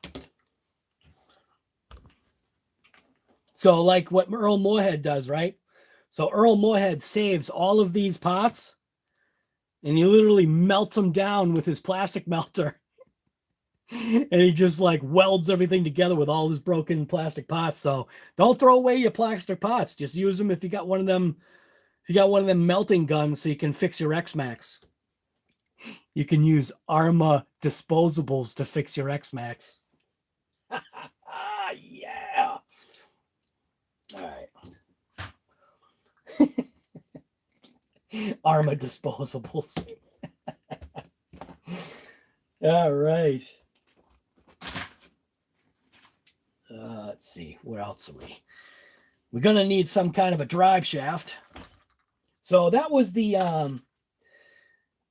only first issue I think that I really noticed with this Big Rock was that the shielded bearing, and I already spoke about it, but the shielded bearing had seized up. And I don't know when it seized up, but it must have been pretty quick. And I did put it in the juice, and it's just something to keep in mind to maybe after, you know, I don't know. I don't even know what the maintenance schedule would be on a bearing like this. But it's funny, this is the only bearing that's kind of like wide out, you know, wide open, in a wide open area, and it's not a rubber sealed bearing. It's just a shielded bearing. So what I did is I went and splurged on the Big Rock, and to replace this bearing, which is fine now, I could continue to use this bearing. But what that means is I would constantly have to, I guess, clean this. So I did is I went ahead and got this right here, which that's what the size of the bearing is. 15 by 21 by 4. It was 2 pieces, mudgeon. I think this is only like $6 or $7 or something like that. I don't know. But I mean, I think the Big Rock is worth it.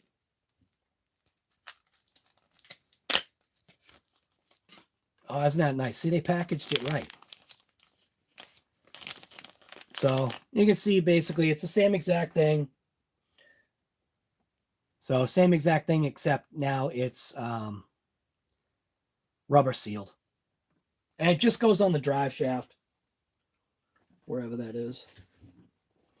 So what I had noticed, reconnecting. Why are you reconnecting? So what I had noticed is that because it was like basically just, it was riding on, I mean, it was keeping it in place, but eventually if I didn't notice it, it would have destroyed, this section of the drive shaft, which basically would cause vibration. So what I'm hoping, see what I want to do. I think I want to take a little bit of plumber's tape. I want to try this. I want to take a little bit of plumber's tape. And I think I want to go ahead and put plumber's tape on just this little section right here to see if it'll make it so when I slide the bearing on, because I know if I use electrical tape, it's going to be too thick, but there's a slight amount of rock. You know what I mean? And I mean, it's kind of funky how they do this, because even like the ARRMA logo is oversized on like the shaft. So it's kind of weird. Maybe the bearing's not supposed to be tight anyway. You know what I mean? But I don't know. Maybe I'm just losing my mind. Maybe it doesn't matter. But anyways, it was seized up, and now I'm going to go ahead and replace it with this rubber sealed one right there. God, my fingers look mangled.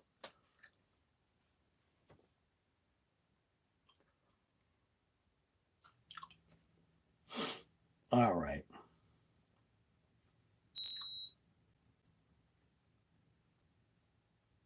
Nice. You're going to buy a big rock just to destroy it with your X-Maxx? Good luck, guy. You know what's going to happen? Your X-Maxx is going to break in half once it tangles. Once it goes in and has a tangle with the big rock is going to slice the X-Maxx right in half.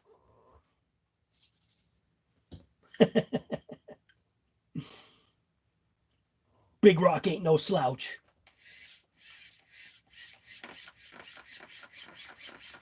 Good times, man. Woohoo. All right, where am I? Oh, yeah. Plumber's tape. Going to install some plumber's tape on there. Provided I can find... Hey, look at that. I found some. Now, this is the more expensive plumber's tape, so this actually might not work. This is the gray tape. The gray tape is just, I think, just a slight bit thicker. I'm going to give it a shot, though, and just see if I can get the bearing to slide on. It's like I said, it's worth a shot just to see if it's actually going to work.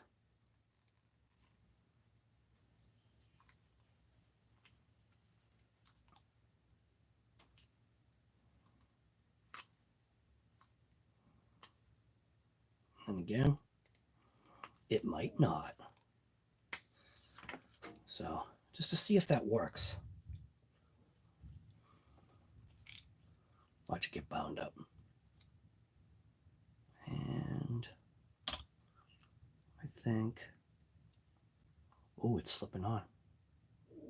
Look at that. So now it's actually going to make use of that bearing. Look at that. That's perfect. Yes. That's what I was hoping for. Check it out.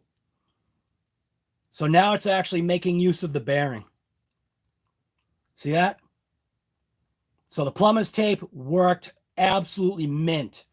Now there's very minimal movement. Perfect. Now it's going to actually make use of the bearing. Mint. So if you're in the car hobby, RC hobby, you need to get the OD fast tape. So it helps with plumbing, and it also helps with slipping on bearings onto drive shafts.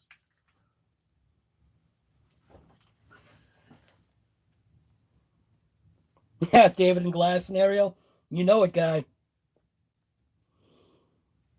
It's because they're anti something. All right. Now, the only thing, though, getting this drive shaft in here, I think it's kind of like, isn't it like a little bit of a pain in the neck? I guess it's not bad. Oh, the only issue. All right, so the issue is, does that drive shaft collapse enough to be able to...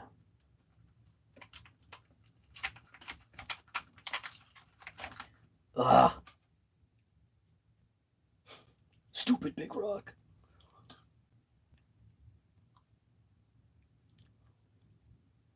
What's going on here?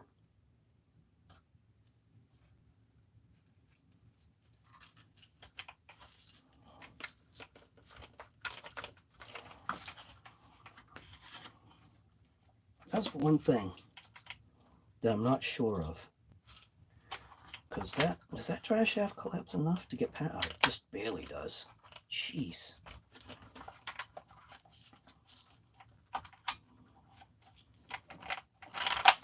There we go. So now the bearing is actually going to have or serve a purpose. Love it. Absolutely love it, man. Love it when a plan comes together. Big rock is the big rock ready to rip? Dude, I think the big rock's ready. Oh, forgot something. Something did come in the mail. I'm not done. This is going to be a 6-hour live.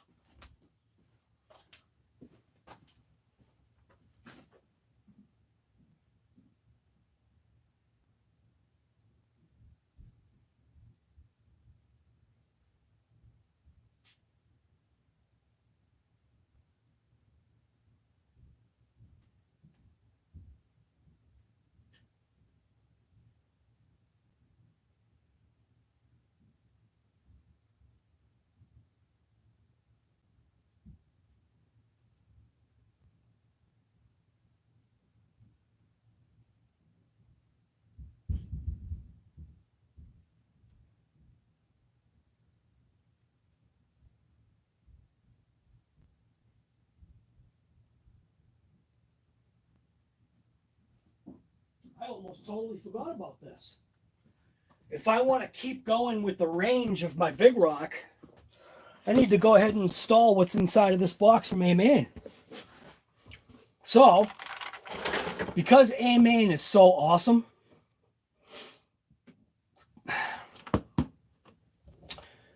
something came, another warranty item for the big rock from A-Main. I almost forgot about this.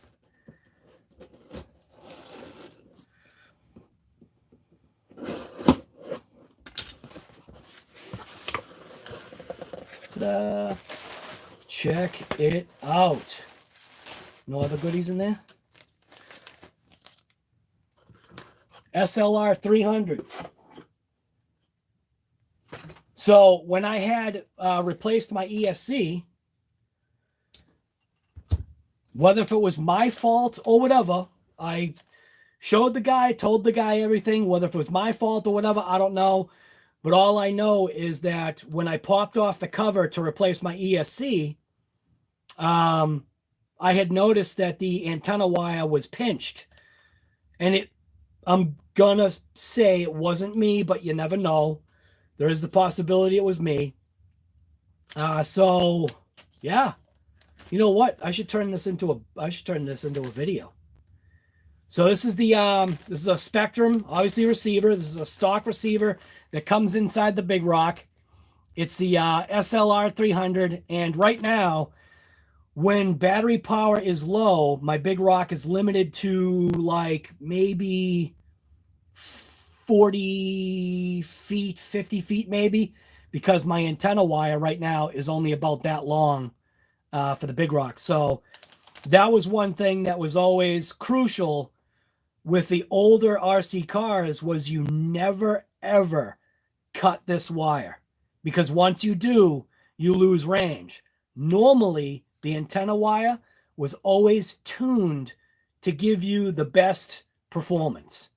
That's from memory. So yeah, so I guess I'm gonna have to do a install video of a Spectrum SLR rebind thing for the big rock. So But the big rock is ready to rip, man. I have a whole bunch of extra pots left over here. Whole bunch of candy pots right there. But I think that's good.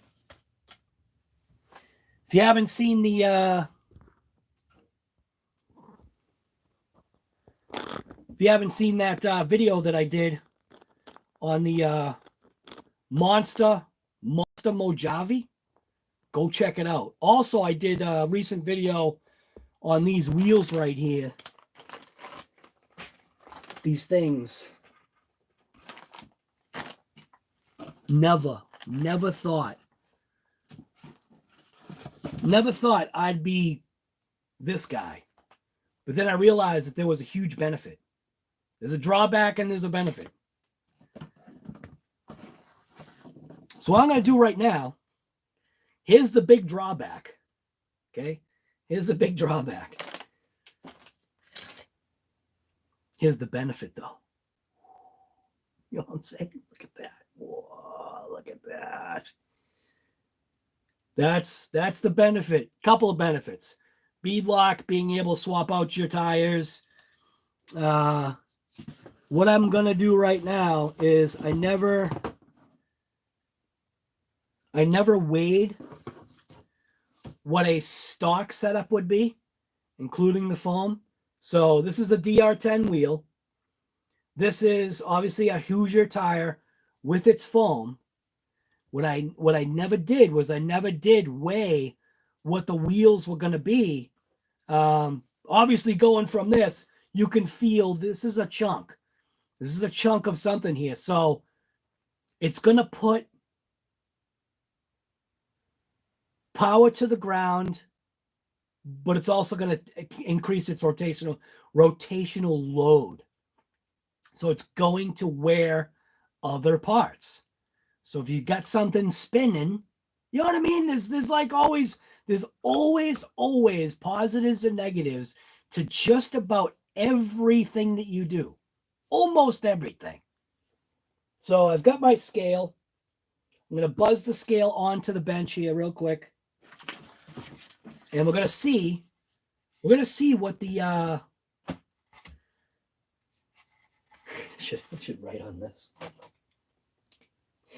I should write on this. We're going to see like what it weighs.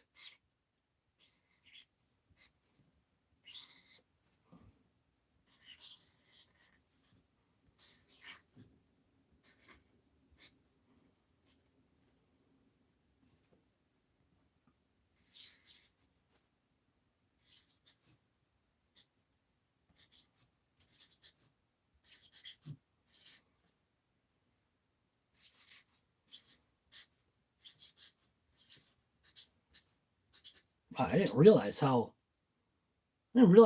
wet this marker was.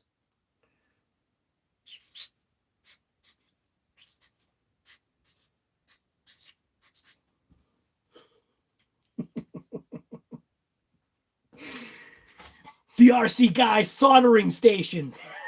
All right, I'm gonna swap cameras here. All right, so let's get a look and see what this thing weighs. Come on, you guys know you want to buy this. Today only, $500. One of these RC Guy garage soldering stations. $500. Come on, guy, $500. All right. So I've got my little thing here. Hopefully you'll be able to see the numbers. I do want to weigh, obviously, stock configuration with the heavy weight, and we'll see what it comes up as. So these little scales are mint. Hello, talks to you. So you can see it's 0. So what I'll do is I'll throw on what the stock kind of thing would be. So we've got you can see there's no foam in there. So it's the tire, the rim, and the foam. So I'll put the tire on there with the rim. And so we're at 88.8 grams. And then I'll toss the foam on there, which adds a couple more. So we're at 105.3 grams for the stock setup for rotational mass. Now we'll take, granted, again, this is a different kind of tire. You know what I'm saying? What I should do is I should weigh the tires too. That'd be interesting. So I'm going to go ahead and toss on the Beast, which is a raw speed single dot yellow, which is their ultra soft ripper tires, slicks. These things are pretty sweet. So we'll go ahead and put that on there. Zeroed it out. And it's a tank. It's not that bad. 197 grams versus 105. All right. So I should take a raw speed tire and weigh it up against, oh, here's stock. This is basically stock. Obviously, there is a little bit of it is missing some tire. So this is what came stock on the DR10. So stock on the DR10 was 190.5. Add a little bit because obviously this is a worn down tire versus a Hoosier. So 105. So now what does a raw speed tire weigh? So I've got the raw speed. I can't really show you what this one is because obviously this is missing material. So that would be the stock DR10. You'd have to add some grams to that. I don't know how many grams you'd have to add to it, but you definitely have to add some grams to it. So that's stock. So here's a raw speed with a foam all by itself. Tire itself coming in at 73.8 grams versus a Hoosier with its foam. So the Hoosier with its foam coming in at 78.9 raw speed. So raw speed is a lighter either tire or foam. So something's lighter. I think it's the tire. Well, it could be a combination of the both. So a bare tire, raw speed, 56.2.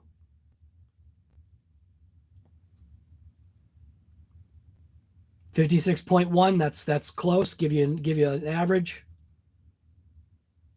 So coming in at 56.1.5 ish. A Hoosier tire, 62.6. 62.6.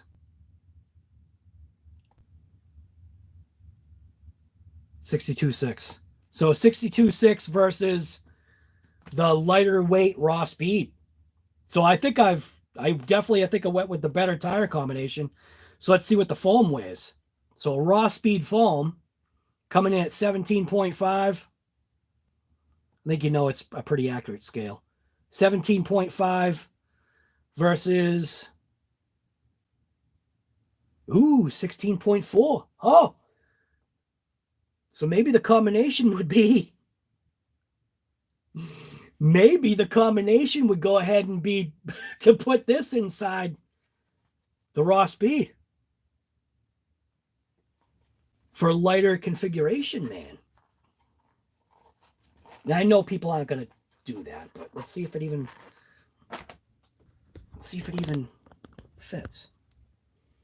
I can also give you a stock wheel weight. I think I can. Yeah, I can give you a stock wheel weight. DR10 chrome, 26. 26.1. 26. So, but I never even checked this part. And want it to go this way. Not that it matters, but I never stuffed the foam into this. It might not even fit.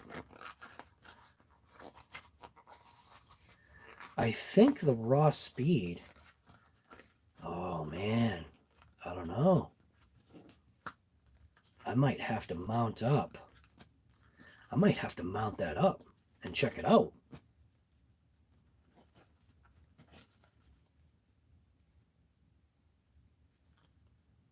Ooh, that might be something to check out, man. That actually fits in there nice.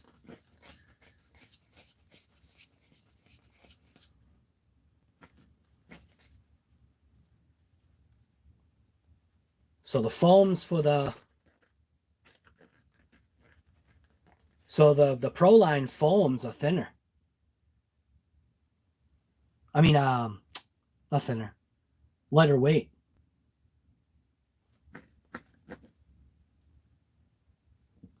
Huh.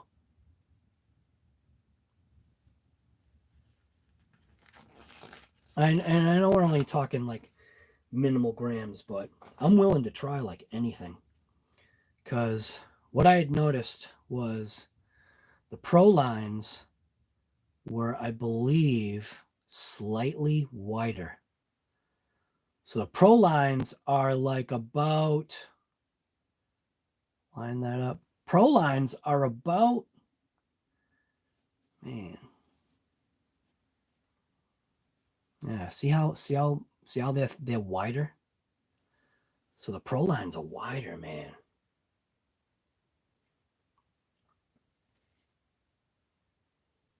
In real, obviously, probably like in competition stuff, all of this stuff probably really does come into play. But I might have to mount up raw speed with swap it out. Because I've got a ton of these tires.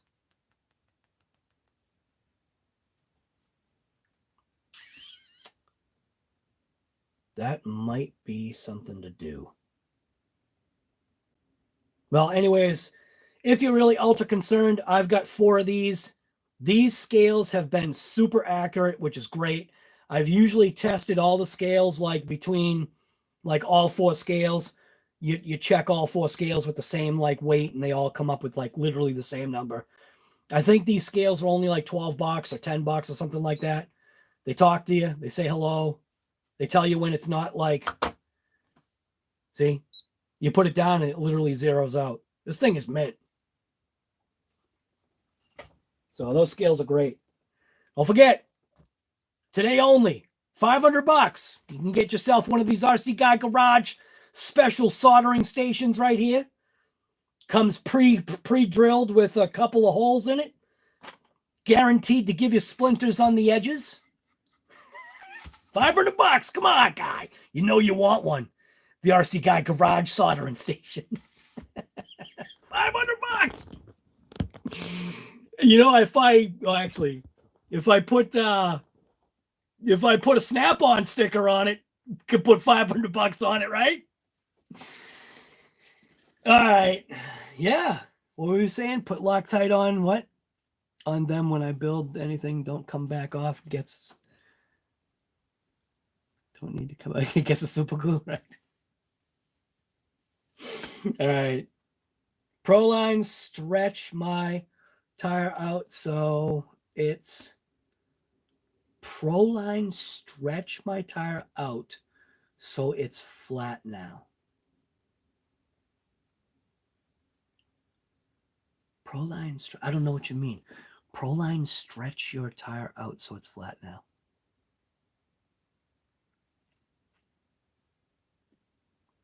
$500. You know it, guy. Free shipping.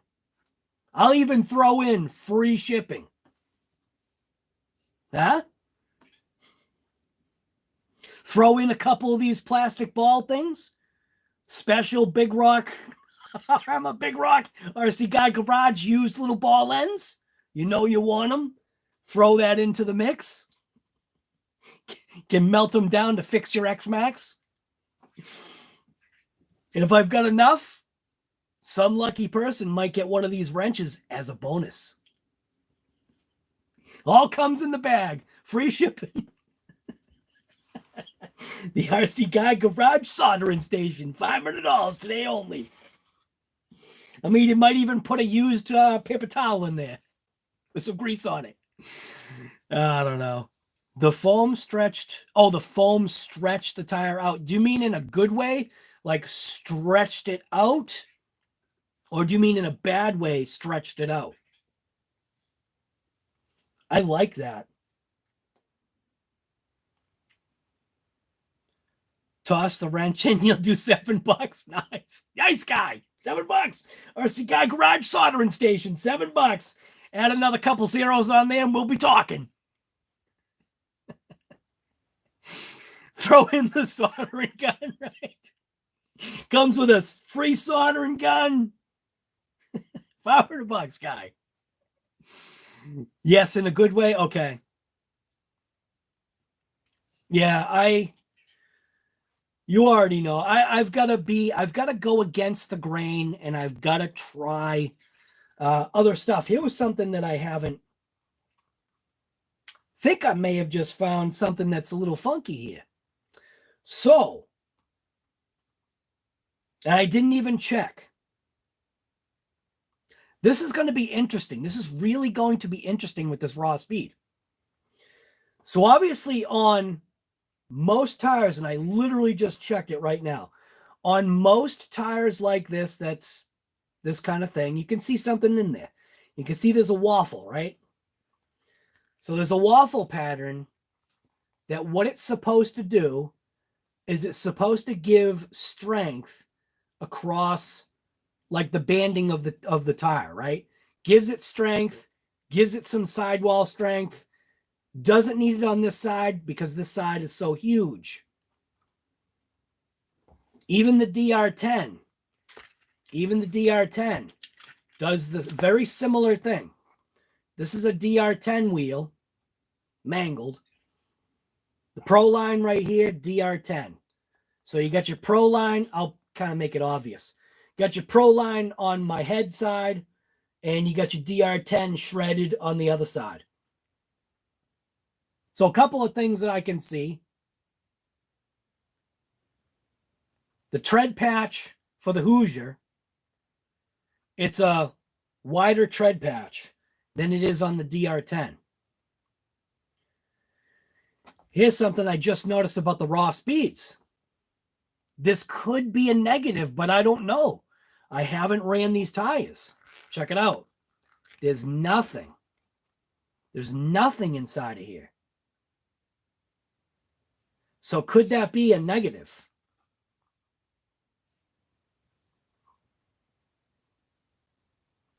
I don't know.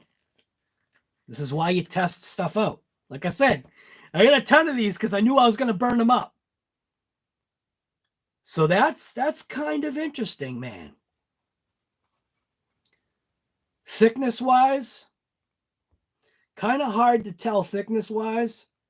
Like on the rubber itself, like on this portion of the wheel. I don't really have any way that I can measure that thickness.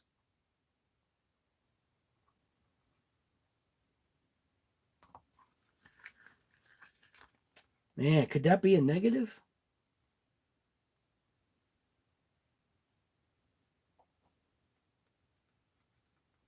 I don't know, man. This is going to be a good test. I mean, we know these things burn up anyway, no matter what you've got. That's going to be an interesting kind of, that's going to be an interesting kind of thing right there. Kind of perplexing, isn't it? The raw speeds have no pattern on the inside.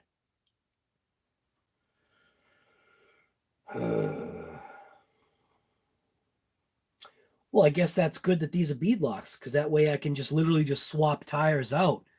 So take the DR10. I'm going to swap on. I'm not putting those wheels on the DR10. I got a ton of these rims. What I should do is what should I do? Maybe I should order a second set of these. I'll order a second set of these because I've got a ton of these. I will actually waste the Hoosiers on a set of these DR10 drag wheels. The chromies. And obviously, you're going to have to take sandpaper and sand off the chrome that's on the inside lip right there. So I'm going to take a piece of sandpaper. I'll sand off the chrome. Scuff this channel. Mount it up. Man, it's going to be a waste of money. I'm not a spendthrift. I think that's an actual word. Alexa, what's the definition for spendthrift? The noun spendthrift is usually defined as a person who spends possessions or money extravagantly or wastefully. Prodigal. The adjective spendthrift is usually defined as wastefully extravagant. Prodigal. Yeah. So I RC Guy Garage right here. I do know some of those big words. Spendthrift. I'm not really a spendthrift. So I actually am going to waste some money now. That stinks. So I'll have to end up buying probably a couple of sets of these tires, honestly. Because if I'm going to waste a set on here, you know what I mean? I don't know. It is what it is. You know what I mean? It is what it is. Get some bead locks in plastic. Yeah. Yeah, there was that set of bead locks that if you haven't checked out the guy's channel, FTRC, I believe, is his channel. Full Throttle. I think it's Full Throttle RC. He does a lot of stuff. He's got a good way of filming. He knows how to film really well. He's got a calming voice, the way he talks. And he's been doing a lot of drag race type stuff. So he makes his own like 3D parts and stuff for drag race. And he does fails and all that stuff. But that's the whole thing with all this drag racing stuff, is that just like with all of it. Do you know what I mean? With all of it, it's all about just trying to figure it out. So yeah. Flannel, what's going on, guy?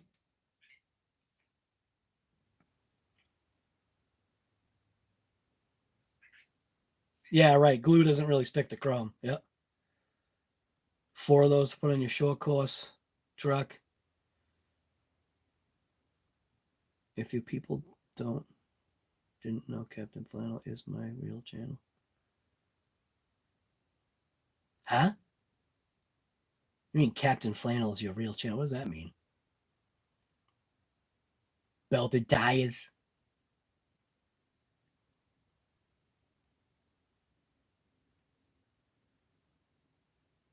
Don't even paint full-size cars in the booth. You don't even paint full-size cars in the booth? Yeah, who does? Just paint it outside. Just make sure it's not a buggy day. Drag racing is all about staying awake. I am the real master. Dylan Davis, what's going on, guy? How are you?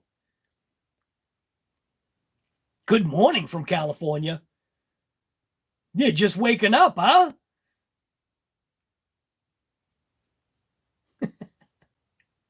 Yes, Full Throttle RC. Yes, that's the guy. Yep. I'm actually subscribed to his channel. He's a good guy. Seems like a good guy. So I don't know him personally, but seems like a good guy. So yeah, so there's like a bunch of stuff I think going on here that I got to figure out. But the Big Rock is ready to rip finally again. I think I'm all set. I don't think there's any other issues that I'm having with this thing other than doing a video on I'm going to just do a quick video on replacing this thing and do a rebind and all that junk. People might want to see it. I don't know. Maybe what I'll do is I'll do a running video. I'll do like a receiver binding video combined with, yeah, I think that's what I'll do. I'll take the big rock out and rip it right now. And I'll put it in the video. This is why you don't cut your receiver wire. Yeah, that's what it should be. This is why you don't cut your receiver wire, because your big rock's going to get, I literally thought the thing was going to get ran over the other day. Because it like kept on going down the hill. I don't even know if I had that in the footage. But I ended up running after it because it went by me and I didn't bother hitting the brake. And it just kept like going. And I started like running after it, going like with the remote. Going, no, come on. So there's a whole bunch of things to consider when doing this drag race stuff. That's just only on the competitive side, though. You know what I'm saying? So, yeah, I think this live stream is over with. I'm getting tired of sitting in this chair. So, anyways, who reads instructions, right? Nobody does, guy. Drag tire the Mad Van, dude. You have no idea. The Mad Van obviously got put on hold. Mad Van's broken, but I have 2 Mad Vans. I should literally just convert the other one into. There is a drag van that's coming to the channel. You'll see. Hopefully, people love it, man. The concept that I have for drag van, I think it's pretty cool. I really do, and I'm hoping that it turns out to be what I've got in my mind for a drag van. So it's different. It's a whole different kind of animal. I think it's just cool. It's not anything that would be like an actual, vehicle. I mean, you could drag race it, but I don't think it would be allowed. Right, KGM, you love your Mad Van, right? It's a great little truck, man. It really is. Losi be like DR who, right? Yep. Guy, I know you have another. Yes, I do. You know I do, guy. Yep. Kyosho parts, right. So Kyosho parts are still hard to get. I haven't even checked. Mad Van is sitting on the toolbox that's right there. Up. Behind. Oh, should look at the right camera. So that toolbox, it's right there. Mad Van's actually sitting on top of that thing.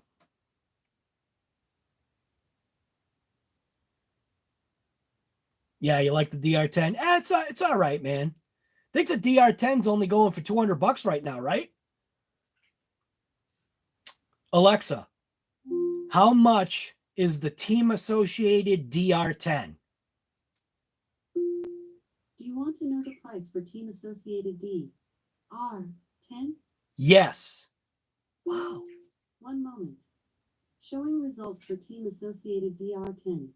The first one is Team Associated 110 DR102WD Drag Race Car Brushless RTR. How much?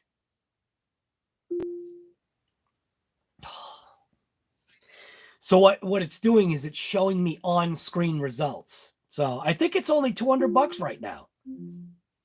I don't know what the thing cost when it first came out, like $500. I don't even know. I can't even ask anything what the price was.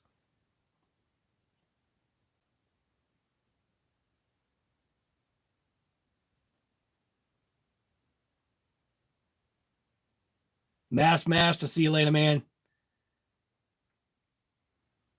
What's the best way to send a DM with some Losi LaserNet info? Who, me? Or somebody else? See, if you don't do the RC Guy Garage, I don't know you're talking to me. Because I just see a whole ton of just comments on my side. And I don't know who's talking to who.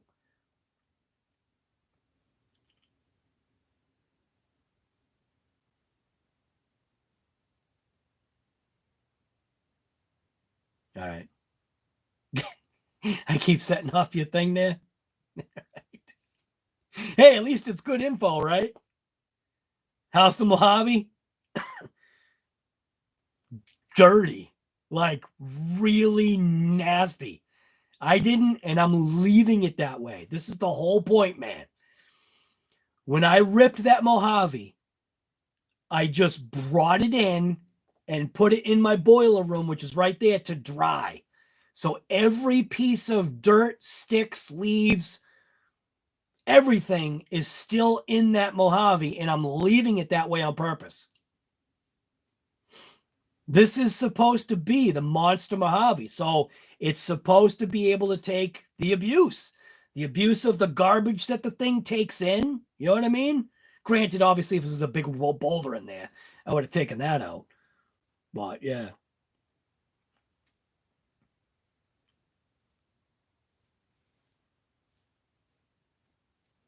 Yeah, Rich, yours keeps going off too, right?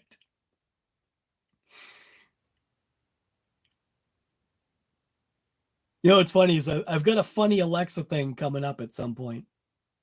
I got to figure out the logistics of it.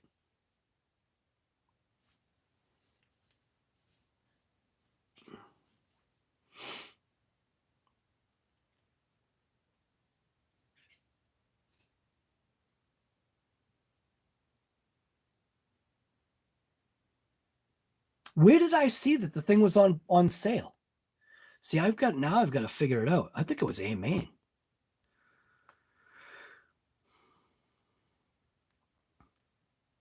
Nope, that's not what I want.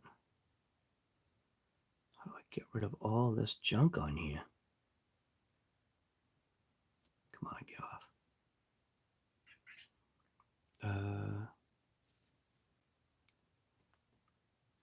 AMain Team Associated DR10. Right now, on AMain, oops.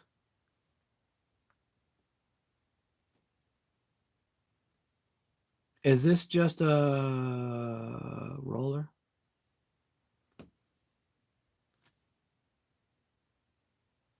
See, they shouldn't show it like that. Yes, that's just the race kit. So right now the DR10. Can I make this go further away from me? Yeah, I can. So right now the DR10 drag race kit that they're calling it, that's what I saw. That's got a pretty nice looking colored body right there. Red, white, and blue. That's a nice looking body. That right now on AMain is available for $200. It looks like you can get related colors and styles. So they've got the orange, green. They've got the plum crazy purple. Oh, man. Are you guys serious? Why do you do that to me? Okay, so that's an RTR in plum crazy. Ooh, that thing looks nice. I know it's just a color. It just still. Come on. You know. You know. Boy, that mark is killing me.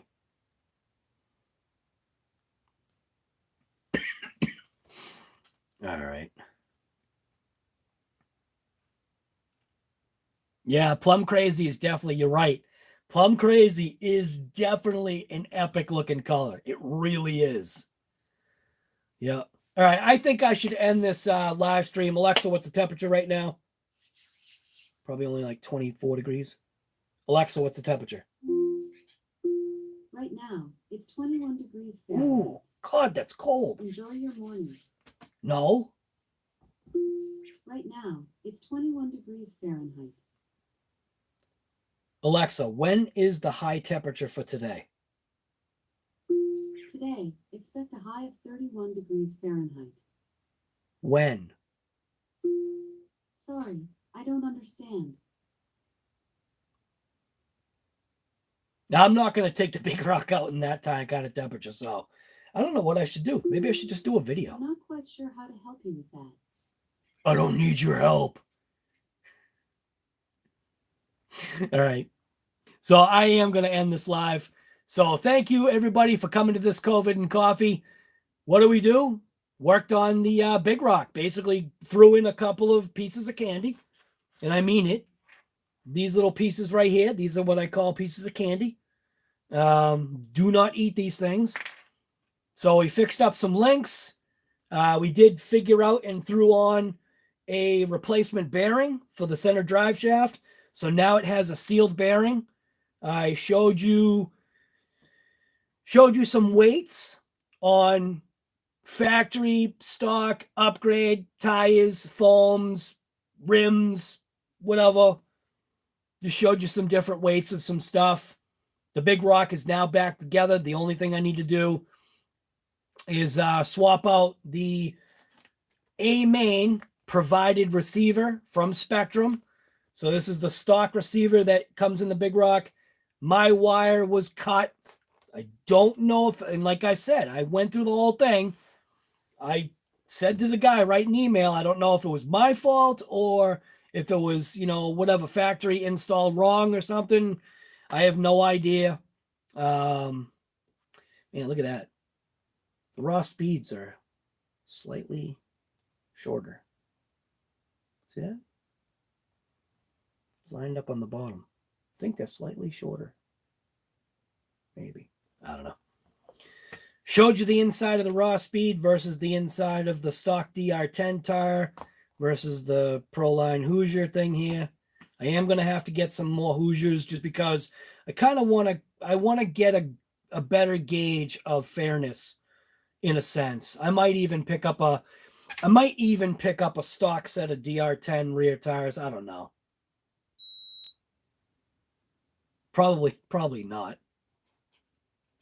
But anyways, there is another car coming to the channel. You guys already know what it is. Obviously, we're talking drag race stuff. And you just know. So anyways, I'm not out. At some point today, I am going to get out and rip it, but I'm going to go ahead and charge up a couple of battery packs for the big rock right now, which I probably actually already have battery packs probably fully charged somewhere. Yeah. So just get out there, share the hobby, enjoy the hobby. Don't be a pill. Just try to be on your best behavior no matter where you go. If somebody pisses you off in a parking lot, they could be having a bad day. Just let it go.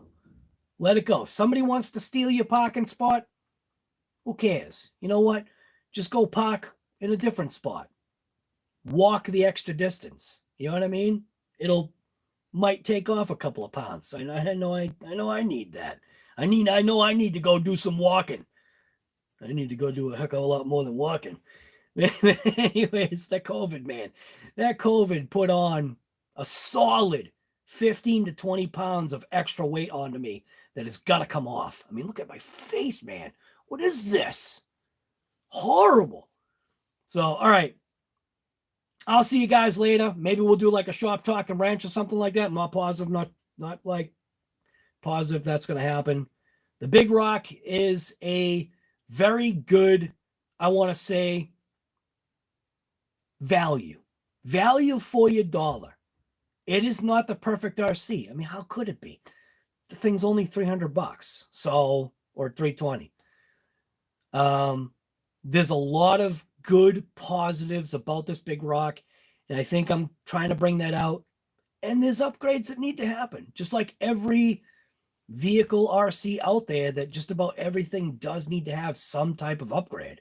So, and the big rock's not, it's not impervious to needing a couple little upgrades. I mean, come on, I put hot racing steering knuckles on it because I broke the steering knuckle, but look where I took it.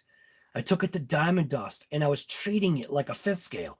So everything that the fifth scales were doing, the big rock was doing. Not too bad, man. Really not too bad. Are we having maybe a longevity issue with parts? Yes. It's a big rock. It's not $1,000 RC. It's $300. But the smiles for miles on this particular vehicle for me has been well worth the purchase price of this vehicle. Like I said, you don't have to have millions of dollars, thousands of dollars, whatever it is, to just buy something and have some fun. That's all it's about. It's all about just throwing a smile on your mug, on your face, getting out there, ripping it, modding it. I mean, even the pieces for this big rock, as far as an upgrade, minimal. One little broken thing that I've had on here, again, just I broke the Ackerman arm. They have upgrades. Did I think that this big rock really needed it? No. That's why I went with the stock pot. Think about what I've done to this thing. Spending the $3, the $3 that it costs for this is nothing. Should I maybe have ordered 2 of them? Probably. I probably should have ordered 2 of them. I know, I've got the longest endings, don't I? Because I don't really want to end it, but I do. Sitting in this chair is driving me nuts. But, pound for pounding, buck for buck, the big rock is hitting it out of the park. It really is. It just does. Scale bashing, whatever. Just remember, it's 1/10 scale, whatever that means. I think this thing is great. So anyways, I'm out of here. Hope you guys enjoyed this COVID and coffee. We will see you guys later. I'm going to go do some other stuff. I think I might make a sandwich. Getting kind of hungry here. Should probably skip the sandwich, make a salad. So, all right, guys, we will talk later. So just get out there and, like I always say, just get out there and rip it.